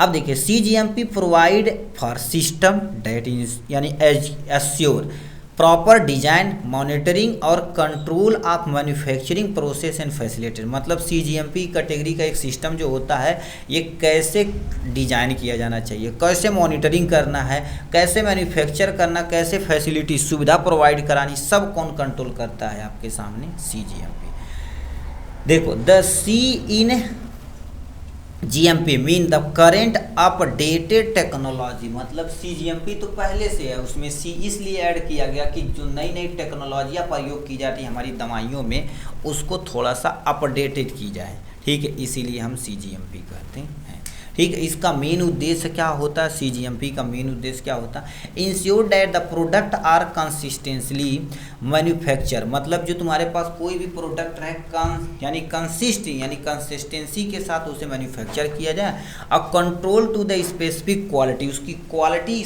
मेंटेन होना चाहिए, ठीक है। जैसे IP क्या कहता है, इंडियन फार्माकोपिया जो होता है इसी को देता है कि क्वालिटी चेकअप होना चाहिए, क्वालिटी एश्योरेंस होना चाहिए, नहीं दवाइयाँ बना के मार्केट में उतार दे, जहरीला हो जाए, आदमी मर जाए तो दिक्कत हो जाएगी, ठीक। तो वो चीज़ बोल रहे हैं, ठीक है। Concern with all expected of the production in quality control, कहने का मतलब तुम्हारे पास एस्पेक्टेड प्रोडक्शन होना चाहिए, क्वालिटी कंट्रोल पे मैनेज होना चाहिए। जैसे मान लेते हैं अब ये बनाएं, अब ये सही से चल रहा है कि नहीं चल रहा है तो क्वालिटी कंट्रोल चेक करेगा, क्वालिटी एश्योरेंस चेक करेगा, तब मार्केट में आएगा। उसी तरह से कोई भी दवाइयाँ यदि हैं, ठीक है, कोई भी दवाइयाँ हैं तो बनने के बाद उसे बहुत सारे मेथड, यानी एक्सपेक्टेड प्रोडक्शन भी बढ़िया होना चाहिए, क्वालिटी कंट्रोल होना चाहिए, तभी मार्केट में आएगा, नहीं तो नहीं आएगा, ठीक। In the manufacture of the cosmetic product other drugs ETC all over the control and monitoring, कहने का मतलब मैन्युफैक्चर यदि कोई कॉस्मेटिक प्रोडक्ट कर रहा है या कोई ड्रग्स कर रहा है, इन्हीं के कंट्रोल में किया जाता है, ये सब पूरी मॉनिटरिंग के साथ काम करते हैं। ठीक, जैसे आपके स्कूल में कोई काम होगा तो प्रिंसिपल और टीचर के निगरानी में होगा, ऐसे कोई भी दवाइयाँ बनेगी CGMP के निगरानी में बनेगी। इनका जो मेन प्रिंसिपल होता है अलग अलग होता है, जो यहाँ पर दिया गया है। ठीक है, क्या क्या दिया गया, पहला पॉइंट देख रखा, manufacturing facility must maintain and clean and hygienic manufacturing area, मतलब जहाँ पर कोई भी दवाइयाँ मैन्युफैक्चर हो रही है उसमें साफ सफाई बहुत ज़रूरी है। क्यों? क्योंकि आप बताइए क्या बना रहे हैं भाई, दवा। अब दवा भैया ह्यूमन इनटेक करेगा, अब उससे बहुत बहुत बहुत सारी दिक्कतें देखने को मिलेगी। तो क्लीनिंग तथा हाइजीनिक बहुत ज़रूरी होता है। जैसे खाना बनाइए तो वहाँ पर भी हमारे पास क्या होगा, बहुत सारी सावधानियाँ बरतनी पड़ती है। कंट्रोल इन्वायरमेंटल एरिया कंडीशन, मतलब जिस एरिया में आप कंपनी खोले हैं वो दूषित नहीं होना चाहिए। ठीक, नहीं तो कंटामिनेटेड चांस हो जाएगा। क्यों? क्योंकि आप पढ़े होंगे फर्स्ट ईयर में, ठीक है, फार्मास्यूटिकल केमिस्ट्री में, फार्मेसी में तुम्हारे पास फार्मास्यूटिकल केमिस्ट्री इम्प्योरिटी के बारे में, तो इन्वायरमेंट से ही क्या हो जाती है, कंटामिनेशन होने का चांस बन जाता है। तो इसको रोकने की जिम्मेदारी CGMP की होती है। Prevent cross contamination of food and drugs, मतलब बहुत सारी दवाइयाँ होती, दवा फूड से क्या कर देती है, इंटरेक्ट करके पॉइजन नेचर का बना लेती हैं। इसीलिए अभी देखेंगे दवाइयाँ लेने जाते हैं बूढ़े दादा उदा तो कहते हैं अरे डॉक्टर साहब परहेज का करेगा, मतलब वो जानते हैं कि जो ड्रग्स है फूड से इंटरेक्शन करके कंटामिनेशन करके क्या कर सकती हैं, दिक्कत हो सकती है। बट अब इस समय उसको CGMP कंट्रोल कर रहा, प्रिवेंट कर रहा है। Manufacture process are clearly define होना चाहिए। कोई भी दवा बने तो वो कैसे बनी है, किस मेथड से बनी है, कितना इंग्रेडिएंट क्या क्या सब डाला गया है, वो SOP कंट्रोल करती है। स्टैंडर्ड ऑपरेटिंग प्रोसीजर ये होता है, ये कंट्रोल करती है कि किस तरह से अपना काम होगा। ठीक, तो ये हो गया आपके सामने। यहाँ से नेक्स्ट में आपके सामने क्या लिख रखा, instruction and procedure are written in clear language, मतलब जो भी मान लेते हैं प्रोसेस है, जैसे मान लेते हैं कोई भी एग्जांपल, जैसे अभी आपको मान लेते खिचड़ी बनाना, खीर बनाना, तो खीर बनाने के लिए प्रॉपर दूध चाहिए और मेवा चाहिए, चीनी चाहिए, चावल चाहिए, प्रॉपर अमाउंट में अच्छी क्वालिटी का गैस चाहिए। अब ये सब एक रिटेन फॉर्म में होना चाहिए, नहीं तो एक स्टेप रहे तो आप दवाइयाँ बन रही है, एक स्टेप लिखा दूसरा स्टेप गप वाह, तो ऐसा नहीं होना चाहिए। ठीक है, तो ये सब जो भी तुम्हारे पास इंस्ट्रक्शन तथा प्रोसीजर होना चाहिए क्लियर लैंग्वेज में होना चाहिए। क्योंकि एक क्लियर लैंग्वेज बताओ, एक ही स्टेप छोड़ेंगे, उनको नहीं पता रहेगा तो दवाइयाँ पॉइजन तथा टॉक्सिसिटी हो सकती हैं।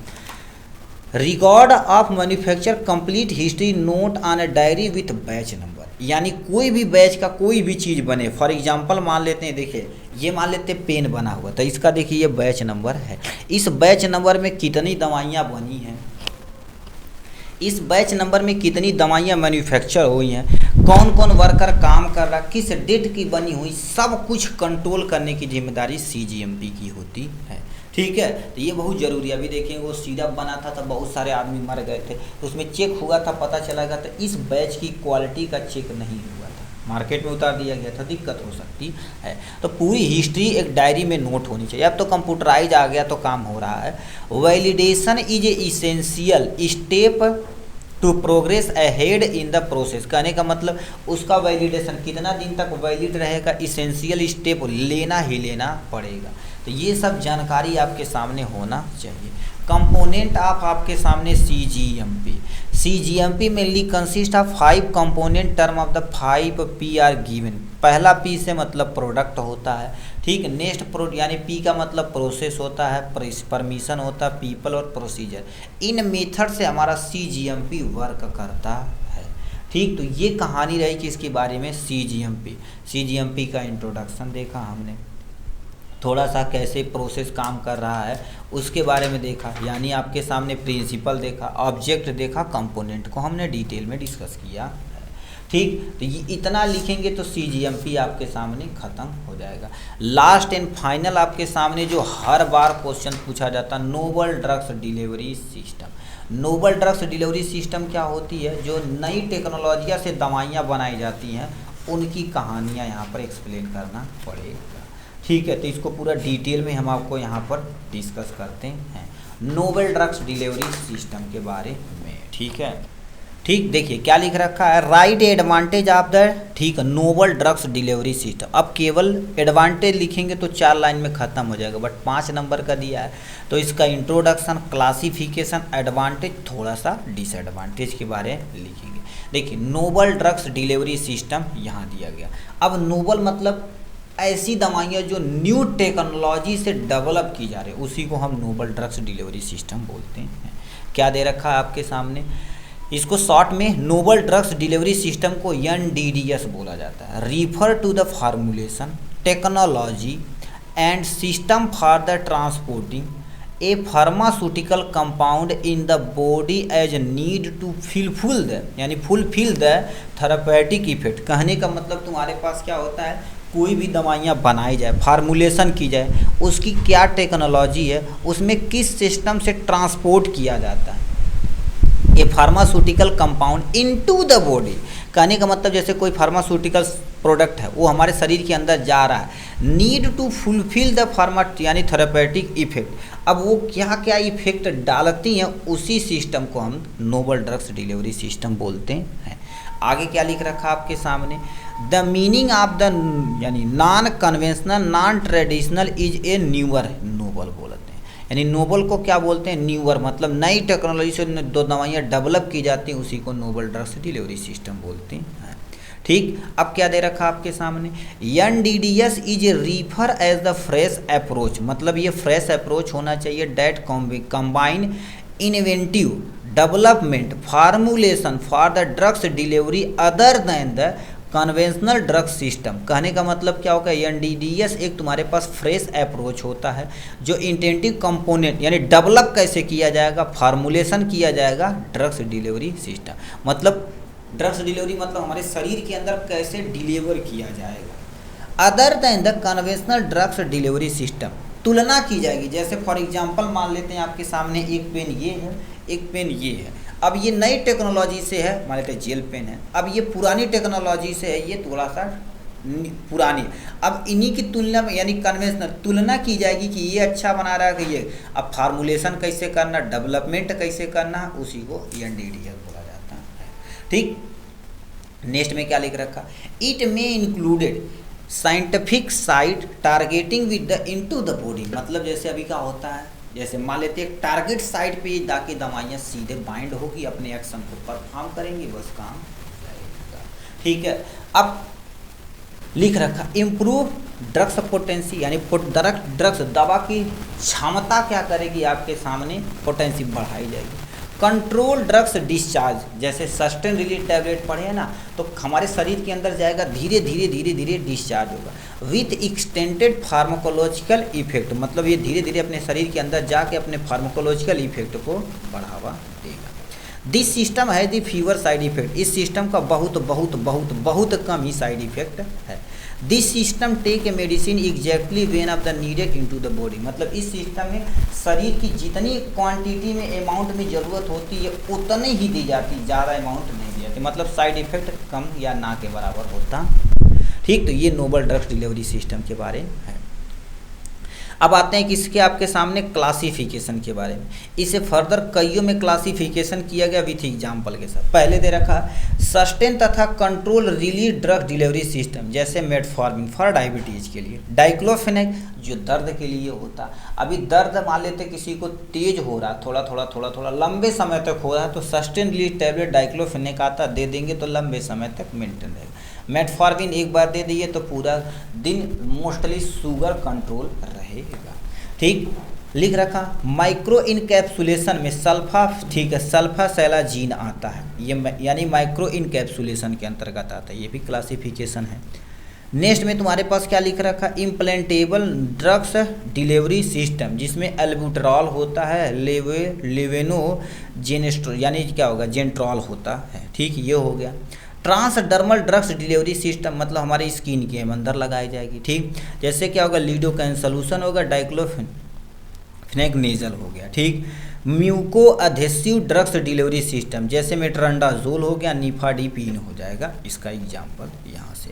गैस्ट्रो यानी कि रिटेंटिव ड्रग्स सिस्टम, मतलब ये लंबे समय तक गैस को मेंटेन करेगा। रेंटाडीन हो गया। अब रेंटाडीन, ओमाप्राजोल, ये सब कोई तो प्रयोगन है। सीधे pantoprazole and domperidone sustain release tablet mostly प्रयोग किया जा रहा है। ठीक, क्योंकि मोस्टली देखा जाए तो पहले होता था एसिलाक वगैरह देते, अब कोई एसिलाक देवा नहीं करता है। क्यों? क्योंकि हमारी बॉडी उसके प्रति रेसिस्टेंस हो गई, काम नहीं कर रही है। इसीलिए हमको क्या करना पड़ेगा, उच्च क्वालिटी की दवा प्रयोग करने का। सिप्रोफ्लॉक्सासिन या सीएल होता है, हाइड्रोक्लोरिक एसिड, ये गैस्ट्रोरेंट यानी कि रिटेंटिव ड्रग्स डिलीवरी सिस्टम के अंतर्गत आते हैं। तो ये रहा क्लासिफिकेशन के बारे में। और भी क्लासिफिकेशन किया गया। नेजोपल्मोनरी ड्रग्स डिलीवरी सिस्टम में एपिनेफ्रीन स्प्रे होता है और सल्मेट्रॉल होता है। ठीक है। ऑकुलर, ठीक है, ऑकुलर एनडीडीएस होता है ड्रग डिलीवरी सिस्टम में। पीलोकार्पिन होगा, टेट्रासाइक्लिन होगा। वेजाइनल ड्रग्स डिलीवरी सिस्टम में क्या होगा, म्यूकोनो, ठीक है, म्यूकोनाजोल नाइट्रेट हो जाएगा, स्टा, ठीक है, डील हो जाएगा। तो ये सब दवाइयाँ आपके सामने दी गई हैं। अब आते हैं फायदे के बारे में, इनका क्या फ़ायदा होता है। याद रखना, किसी चीज़ का फ़ायदा भैया तो नुकसान भी होगा ही होगा। ठीक है। अब देखिए कंट्रोल डिलीवरी, ठीक है, control delivery for the sustain desire for drugs concentration in control rate. कहने का मतलब ये जो होती है सस्टेनिंग होती है, धीरे धीरे हमारे शरीर के अंदर अपने कंसंट्रेशन और कंट्रोल रेट को बनाए रखने का काम करती है और लंबे समय तक काम करती है।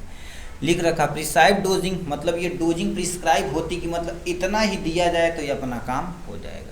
ठीक है। इम्प्रूव एफिकेसी एंड सेफ्टी, मतलब ये क्या होती है, एफिकेसी क्षमता तथा सुरक्षा दोनों इसके अंतर्गत पाए जाते हैं।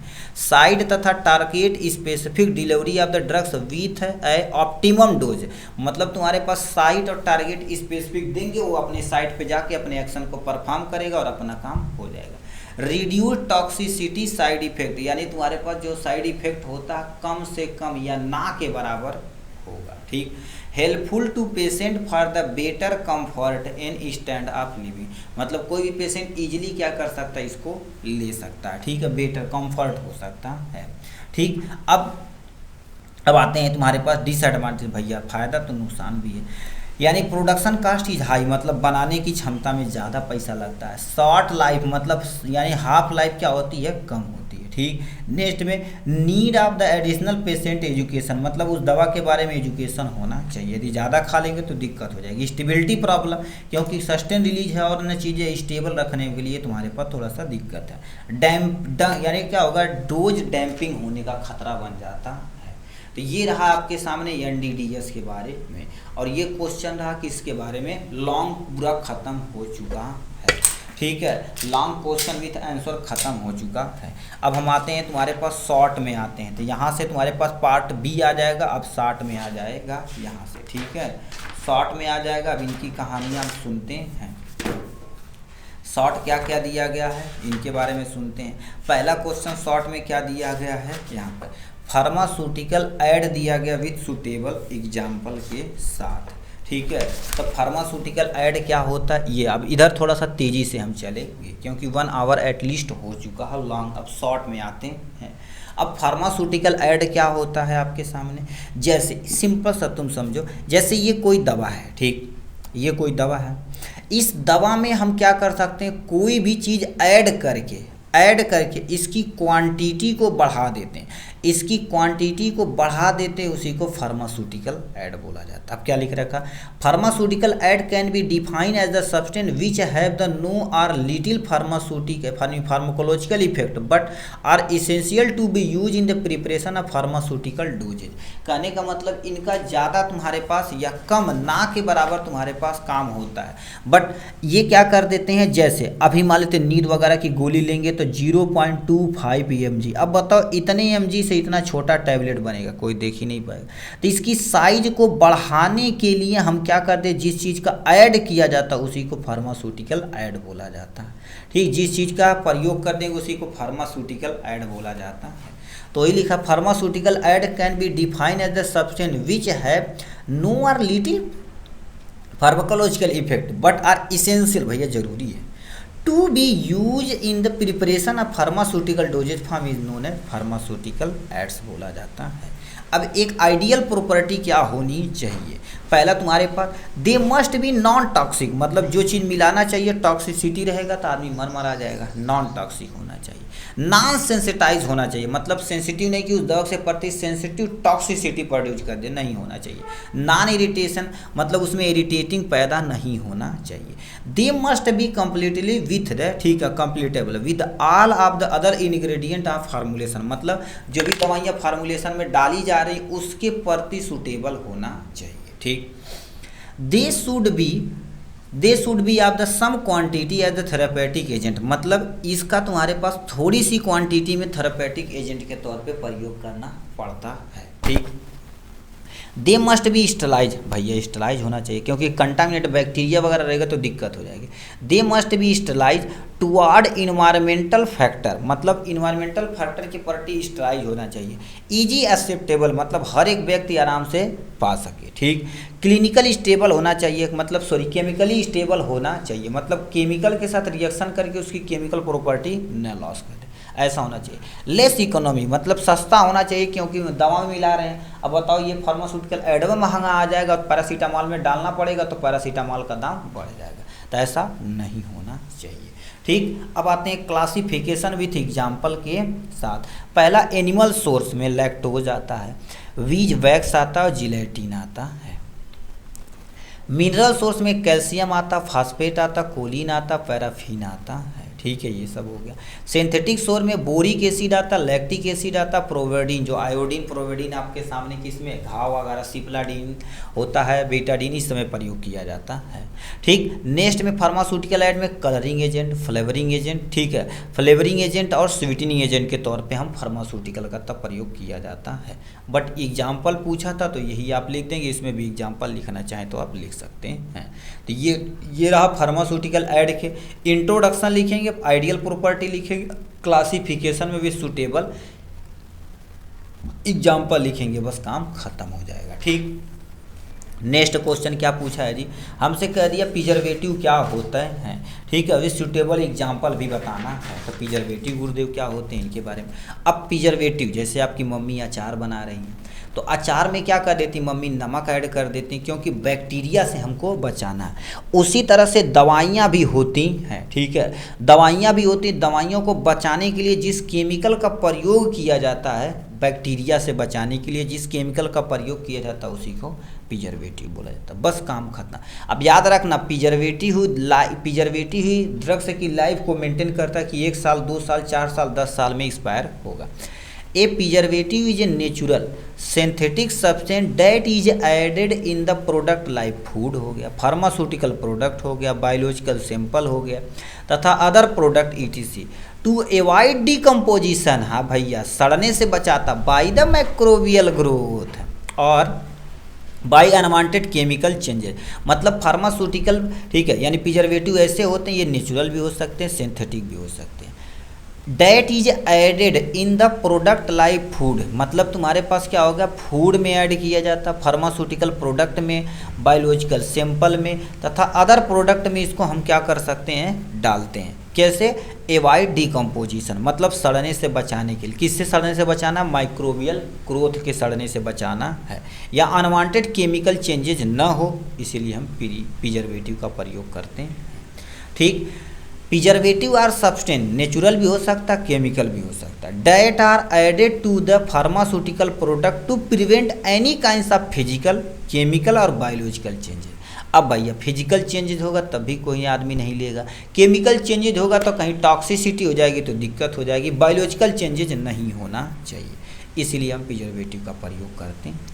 इसकी आइडियल प्रॉपर्टी क्या होनी चाहिए, preservative should be not be irritant, मतलब इरिटेशन पैदा न करना चाहिए, पहला कंडीशन इरिटेशन पैदा नहीं करना चाहिए, ठीक है। इट शुड बी, यानी should not be toxic, toxic नहीं होना चाहिए, बताओ टॉक्सिक है तो भैया दिक्कत हो जाएगी। It should be physically chemically stable होना चाहिए, फिजिकली और केमिकली दोनों स्टेबल होना चाहिए।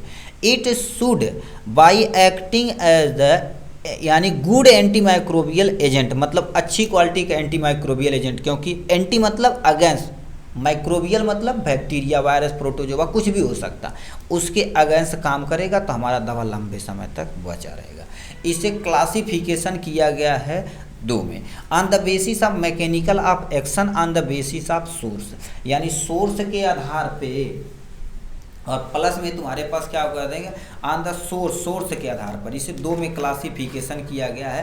पहला आपके सामने क्या हो गया, एंटीऑक्सीडेंट हो गया।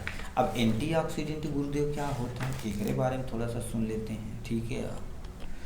ठीक, एंटीऑक्सीडेंट दिया गया। एंटीऑक्सीडेंट मतलब किसी भी कंपाउंड में ऑक्सीजन का जुड़ना ऑक्सीडेशन कहलाता है। ऑक्सीडेशन जुड़ेगा तो उसके स्वाद तथा गंध में परिवर्तन हो जाएगा। एंटीऑक्सीडेंट ऐसे केमिकल होते हैं ऑक्सीडेशन होने ही नहीं देंगे। जैसे आपके सामने इसमें एग्जाम्पल यदि लिखना चाहें तो आपके सामने विटामिन ई लिख देंगे और विटामिन सी लिख देंगे।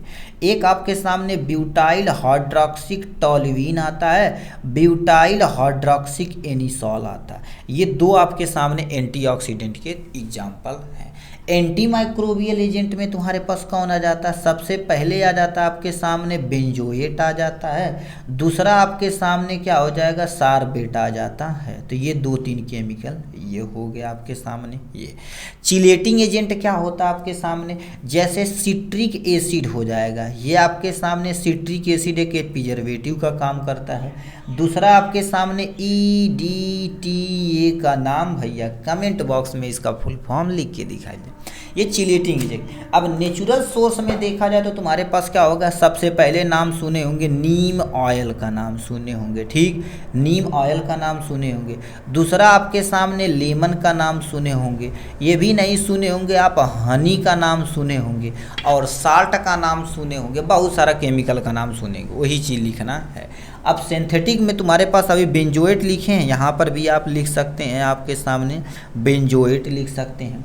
दूसरा आपके सामने प्रिजर्वेटिव में एल्कोहल तो प्रयोग किया जाता है मोस्ट ऑफ दवाइयों में। दूसरा आपके सामने क्या हो गया, प्रोपो, ठीक है, प्रोपियोनेट, इसका प्रयोग किया जाता है। तो ये 3 4 5 चीज़ का हम प्रयोग करेंगे यानी प्रिजर्वेटिव के तौर पे, ठीक। तो ये कहानी रही। अब इन यानी प्रिजर्वेटिव का यूज किया क्या जाता है, it enhance the stability and self life of product, मतलब हम सेल्फ लाइफ प्रोडक्ट को इन्हांस करने के लिए, मतलब जैसे उसकी लाइफ को इन्हांस करने के लिए प्रयोग करते हैं। Prevent growth of microbial contamination, increase their resistance, मतलब तुम्हारे पास क्या होता है, कोई दवा है उसमें माइक्रोबियल ग्रोथ को रोकने के लिए हम प्रयोग करते हैं।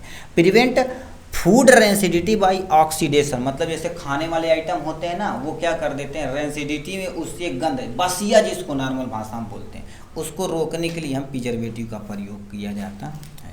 तो ये कहानी रही आपके सामने यहाँ से, ठीक है। यहाँ पर दे रखा फ्रीज ड्रायर। अब देखिए इस पे 60 नोट हमको लिखना है, किस पे, देखिए कह दिया आपके सामने एप्लीकेशन ऑफ फ्रीज ड्रायर, यानी इसका यूज कहाँ पर होता है, एप्लीकेशन। पहला पॉइंट आपके सामने, freeze dryer are use for the drying of the high sensitive of material at the low temperature, मतलब कुछ ऐसे मटेरियल होते हैं जो टेम्परेचर के प्रति बहुत सेंसिटिव होते हैं, उनके लिए हम फ्रीज ड्रायर का प्रयोग करते हैं। Freeze dryer is also known as lyophilisation sublimation drying process. Sublimation क्या होता है, जब भी कोई सॉलिड पार्टिकल को डायरेक्ट वेपर में कन्वर्ट कर दिया जाता है उसको सब्लिमेशन कहते हैं। लिफोलाइजेशन मतलब लिपिड के प्रति ज़्यादा सेंसिटिव होता है, उसके लिए प्रयोग किया जाता है, ठीक।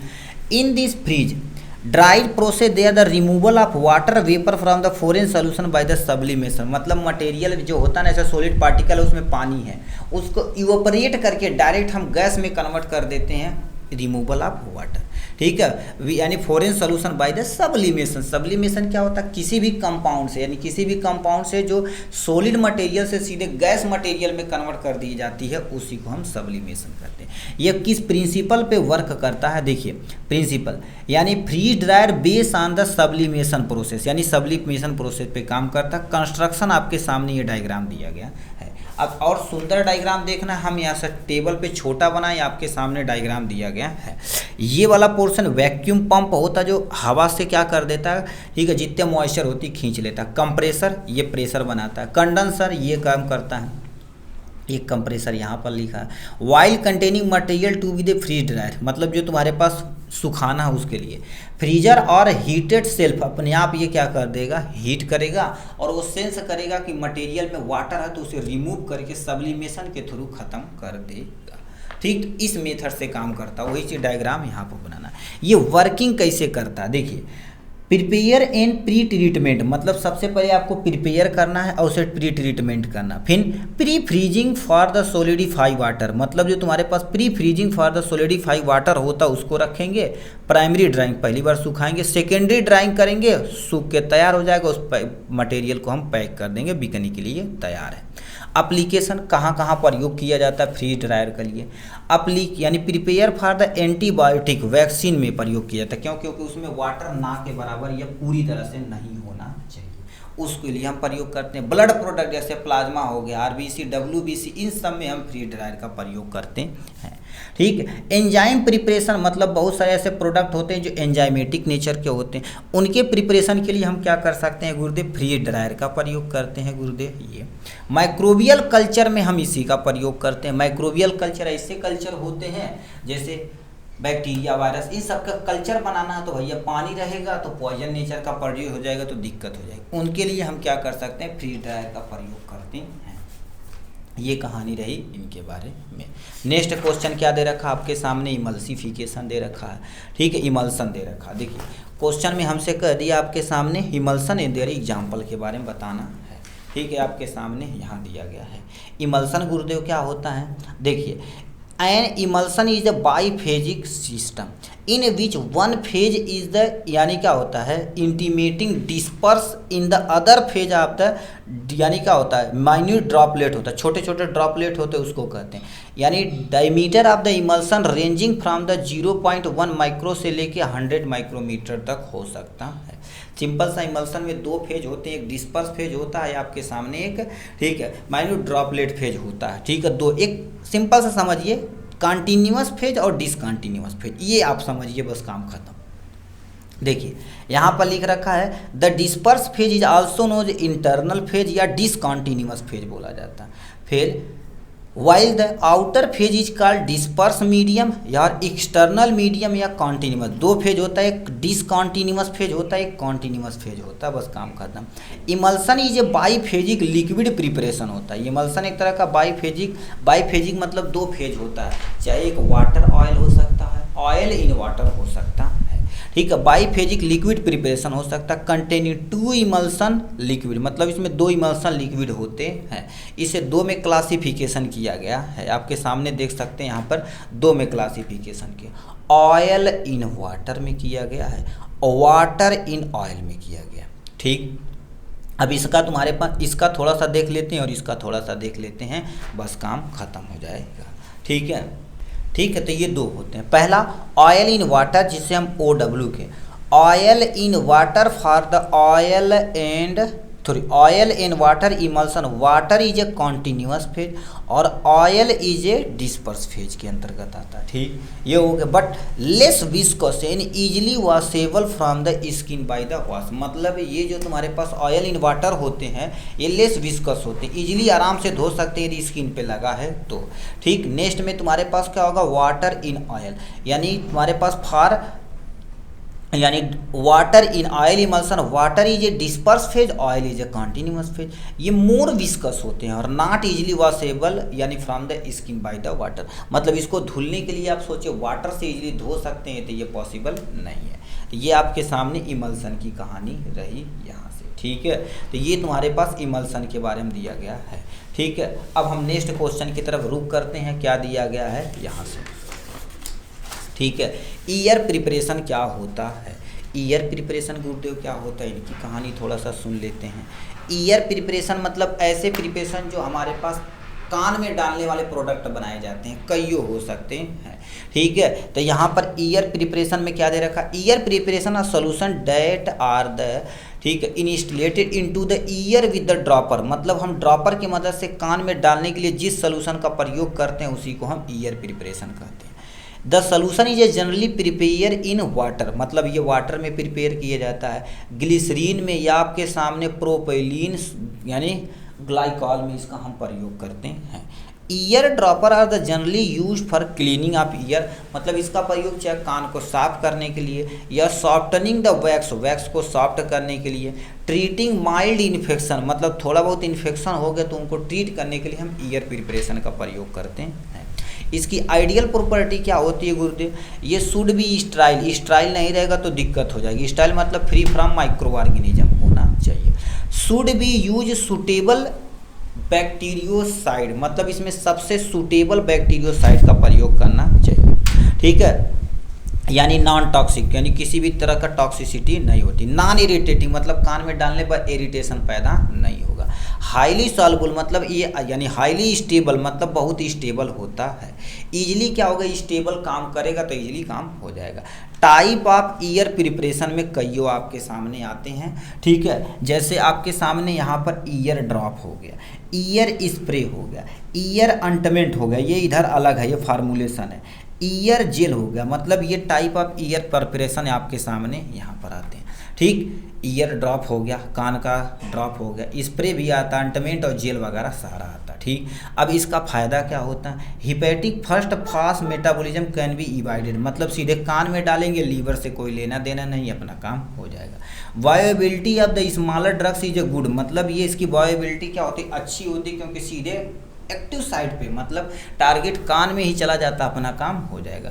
कुछ का फार्मूलेशन दिया गया, जैसे कि आपके सामने क्या होगा, इनी एंटी पैरिन होता है जो कितना 54 mg प्रयोग के अकॉर्डिंग टू, ये किसके लिए है, 100 mg का जो तुम्हारे पास बनाया जा रहा है उसके लिए ये सूटेबल है, ठीक है। 54 mg होगा, बेंजोकेन हो जाता 14 mg होता, ग्लिसरॉल देखा जाए तो एक सोल्यूशन पे अपने अनुसार डाल सकते हैं, ठीक है। ऑक्सीक्यूनालीन सल्फेट होता है, ये भी अपने अनुसार डाल सकते हैं।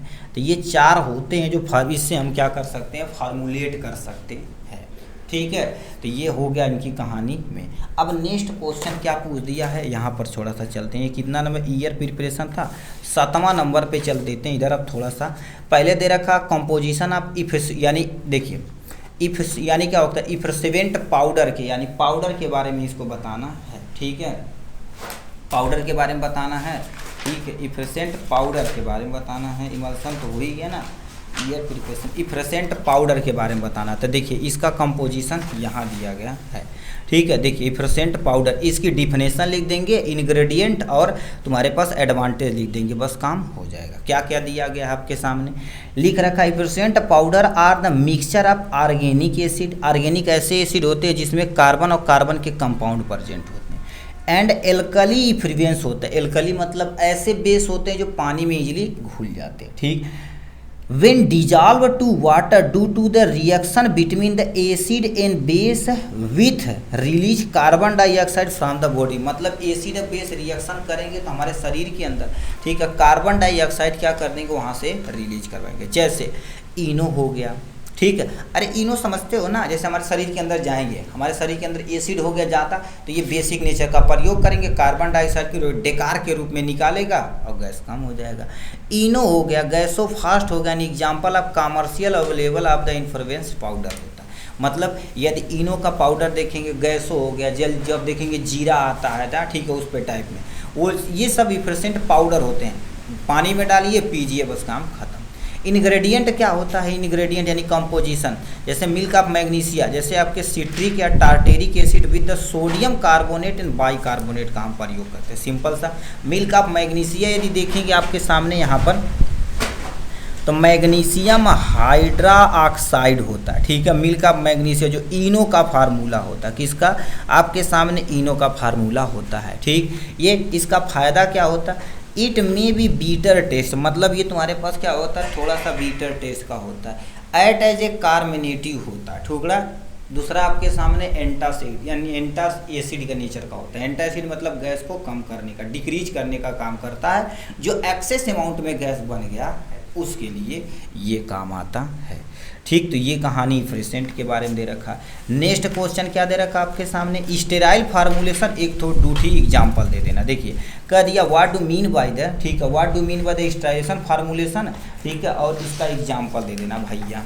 अब आपके सामने यहाँ दिया गया स्टेराइलाइजेशन फार्मूलेशन, क्या दे रखा, sterile formulation according to IP, Indian pharmacopoeia के अकॉर्डिंग देखा जाए, ठीक है, ये हो गया है इंडियन फार्माकोपिया के अकॉर्डिंग देखा जाए तो parenteral are injectable preparation and parenteral product are formulated from administered by the method of injection infusion into the body is known as sterilization form. मतलब स्टेराइलेशन फार्मूलेशन जैसे कोई इंजेक्शन हो गया जो हमारे शरीर के अंदर इंटर कराया जाता है वो स्टेराइल होना चाहिए। स्टेराइल फार्मूलेशन मतलब ऐसा फार्मूलेशन जो फ्री फ्रॉम माइक्रो ऑर्गेनिज्म, मतलब किसी भी तरह का माइक्रो ऑर्गेनिज्म नहीं होना चाहिए। Parental should be free of the physical chemical biological contamination. देखो फिजिकली नहीं कंटामिनेटेड होना चाहिए, केमिकली नहीं, उसके साथ साथ तुम्हारे पास बायोलॉजिकली कंटामिनेटेड नहीं होना चाहिए। In this formulation digestive track is not involve, मतलब इसमें क्या होता है डाइजेस्टिव ट्रैक में इन्वॉल्व नहीं होना चाहिए। आईवी होना चाहिए, आईवी मतलब सीधे हमारे इंट्रा में डाल देना चाहिए या मसल में डाल देना चाहिए स्टेराइल फार्मूलेशन। या मान लेते आँख का कोई चीज़ है तो बताइए हमारे डाइजेस्टिव सिस्टम से कोई लेना देना नहीं है, ये होना चाहिए। जनरल रिक्वायरमेंट ऑफ इंजेक्टेबल मतलब ये स्टेबल होना चाहिए, पहले स्टेबिलिटी बढ़िया होना चाहिए, ठीक। स्टेराइल होना चाहिए, स्टेराइल मतलब फ्री फ्रॉम माइक्रो ऑर्गेनिज्म, किसी भी तरह का माइक्रो ऑर्गेनिज्म नहीं होना चाहिए। फ्री फ्रॉम पैरोजन मतलब आपको फीवर करने वाला नहीं, जैसे इंजेक्शन पे लिखने तो नॉन पैरोजन देखो लिखा रहता है, ठीक है। आइसोटोनिक होना चाहिए, आइसोटोनिक मतलब जैसे मान लेते हैं आप आँख में डालें तो आँख का जो ऑस्मोटिक प्रेशर इसका मेंटेन होना चाहिए, नहीं क्योंकि ऑस्मोटिक प्रेशर का डिफरेंस होगा, वाटर खींच लेगा आपकी आँख, ये सूख जाएगी, दिक्कत हो जाएगी। केमिकली प्योरिटी यानी क्या होता है प्योरिटी होनी चाहिए, मतलब केमिकल पूरी तरह से प्योर होना चाहिए। तो ये जनरल रिक्वायरमेंट होना चाहिए किसी भी स्टेराइलेशन फार्मूलेशन के लिए। एग्जाम्पल में आप यहाँ से देख ही सकते हैं क्या, ईयर ड्रॉप हो गया, ईयर, ठीक है, ईयर ड्रॉप हो गया, ईयर ड्रॉप हो गया, आई ड्रॉप हो गया, आपके सामने आई अंटमेंट हो गया, पेरेंटल डोजेज हो गया, जैसे आपके सामने सुने होंगे इंजेक्शन के बारे में। अब इंजेक्शन चाहे वो आईवी हो चाहे आपके सामने आईएम हो, कुछ भी हो उससे लेना देना नहीं है, ठीक है। ये स्टेराइलेशन फार्मूलेशन कहलाता है। नेक्स्ट में क्या दे रखा आपके सामने, क्वालिटी एश्योरेंस दे रखा, इनकी कहानियाँ थोड़ा सा सुन लेते हैं। क्वालिटी एश्योरेंस क्या होता है इनके बारे में थोड़ा सा सुनते हैं, ठीक है। अब देखिए ये आपके सामने क्वालिटी एश्योरेंस दिया गया according to WHO। According to WHO quality assurance is a wide ranging concept होता है covering all matter that individual are collecting influence the quality of product। मतलब कोई भी तुम्हारे पास एक क्वालिटी एश्योरेंस एक वाइड रेंज होता है जो पूरे को कवर करता है किसी भी मैटर को, इंडिविजुअल या collecting influence the quality of product, मतलब कोई भी प्रोडक्ट बन रहा है तो उसमें क्या कमियां हैं, क्या चीज़ जोड़ना चाहिए, कैसे हाइजीन करना चाहिए, कैसे क्लीनिंग करना चाहिए, कैसे प्रोसेस करना चाहिए, सब कुछ कंट्रोल करने की जिम्मेदारी क्वालिटी एश्योरेंस की होती है, ठीक। नेक्स्ट में quality assurance can be divided into major area, development जहां हो रहा है इसी के अकॉर्डिंग हो गया। क्वालिटी कंट्रोल की मतलब क्वालिटी अच्छा है कि नहीं, मार्केट में भेजना है कि नहीं, कौन कंट्रोल करेगा, यही करेगा।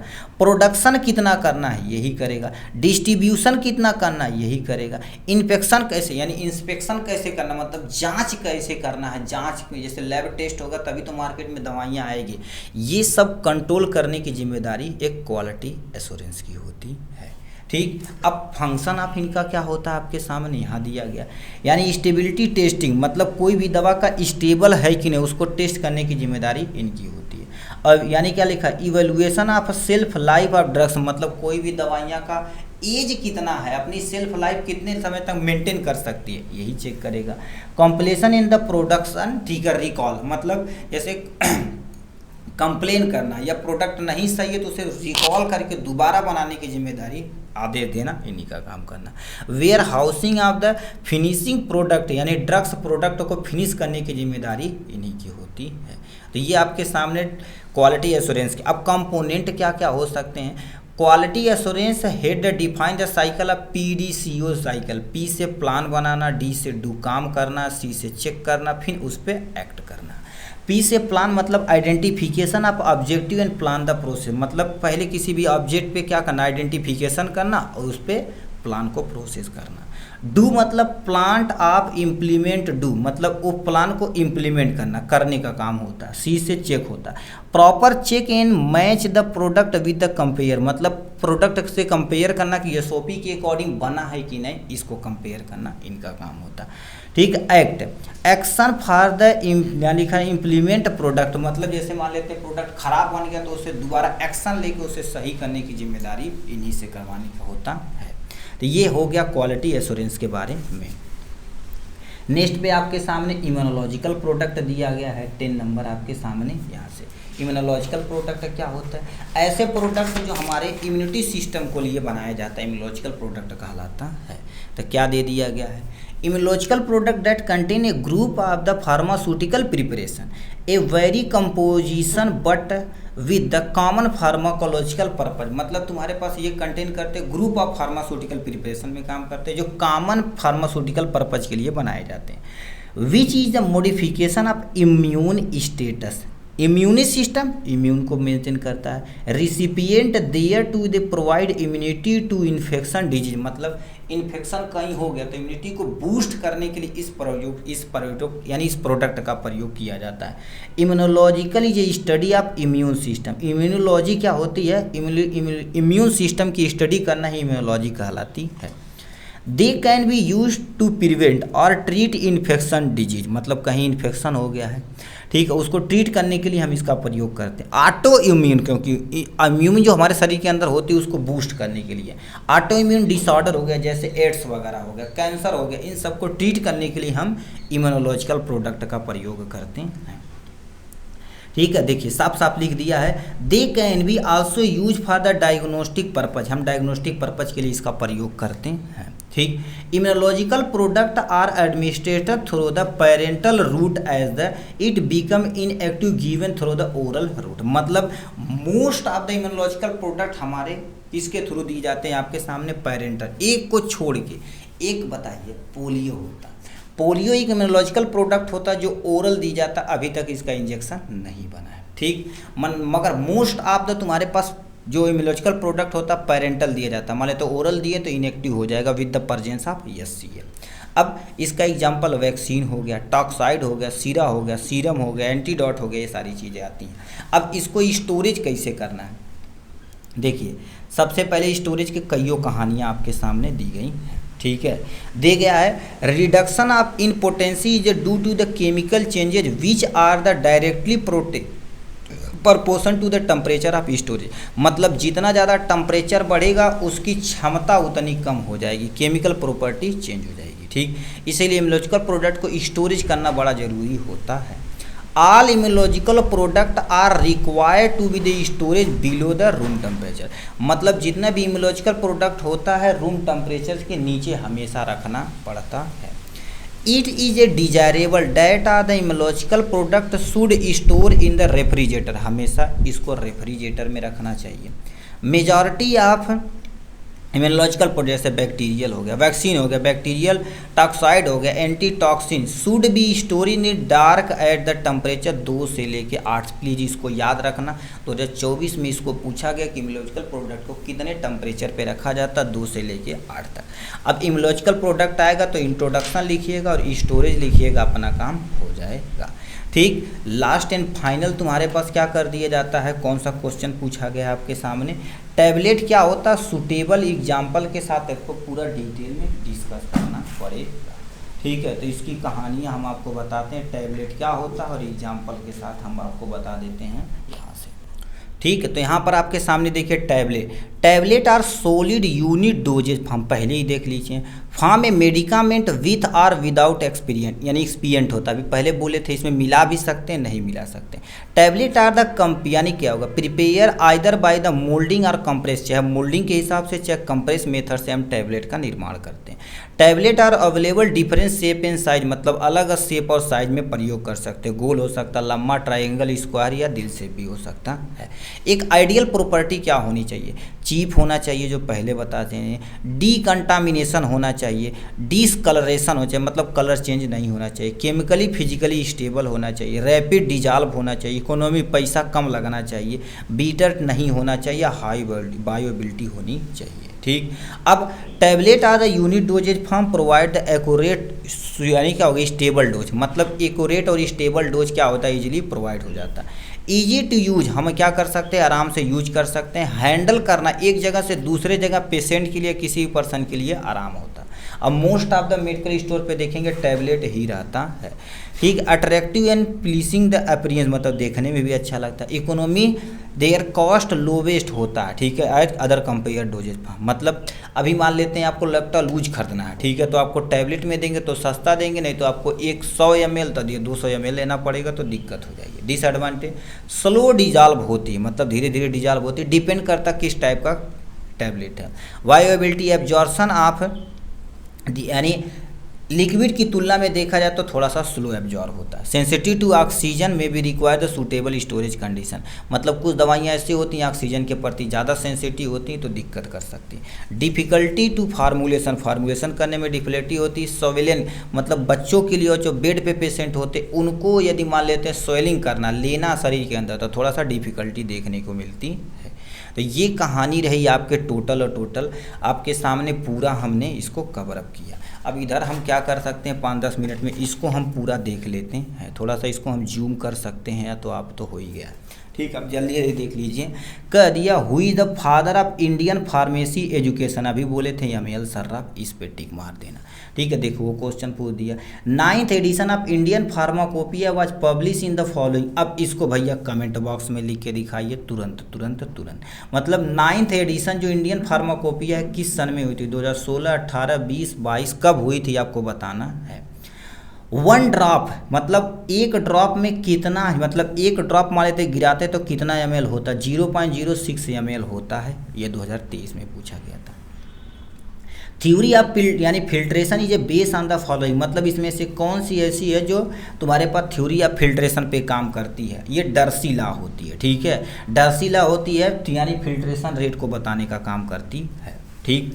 नेक्स्ट में क्या लिख रखा, preservative is added which of the following parenteral preparation, मतलब प्रिजर्वेटिव किस में प्रयोग किया जाता है, मल्टी डोजेज फॉर्म में। मल्टी डोजेज फॉर्म जैसे मान लेते हैं आप कोई दवा 50 ml ले लिया, 5-6 आदमी को 50 ml लिए, 10 ml ठोक सकते हैं, कोनो टेंशन नहीं।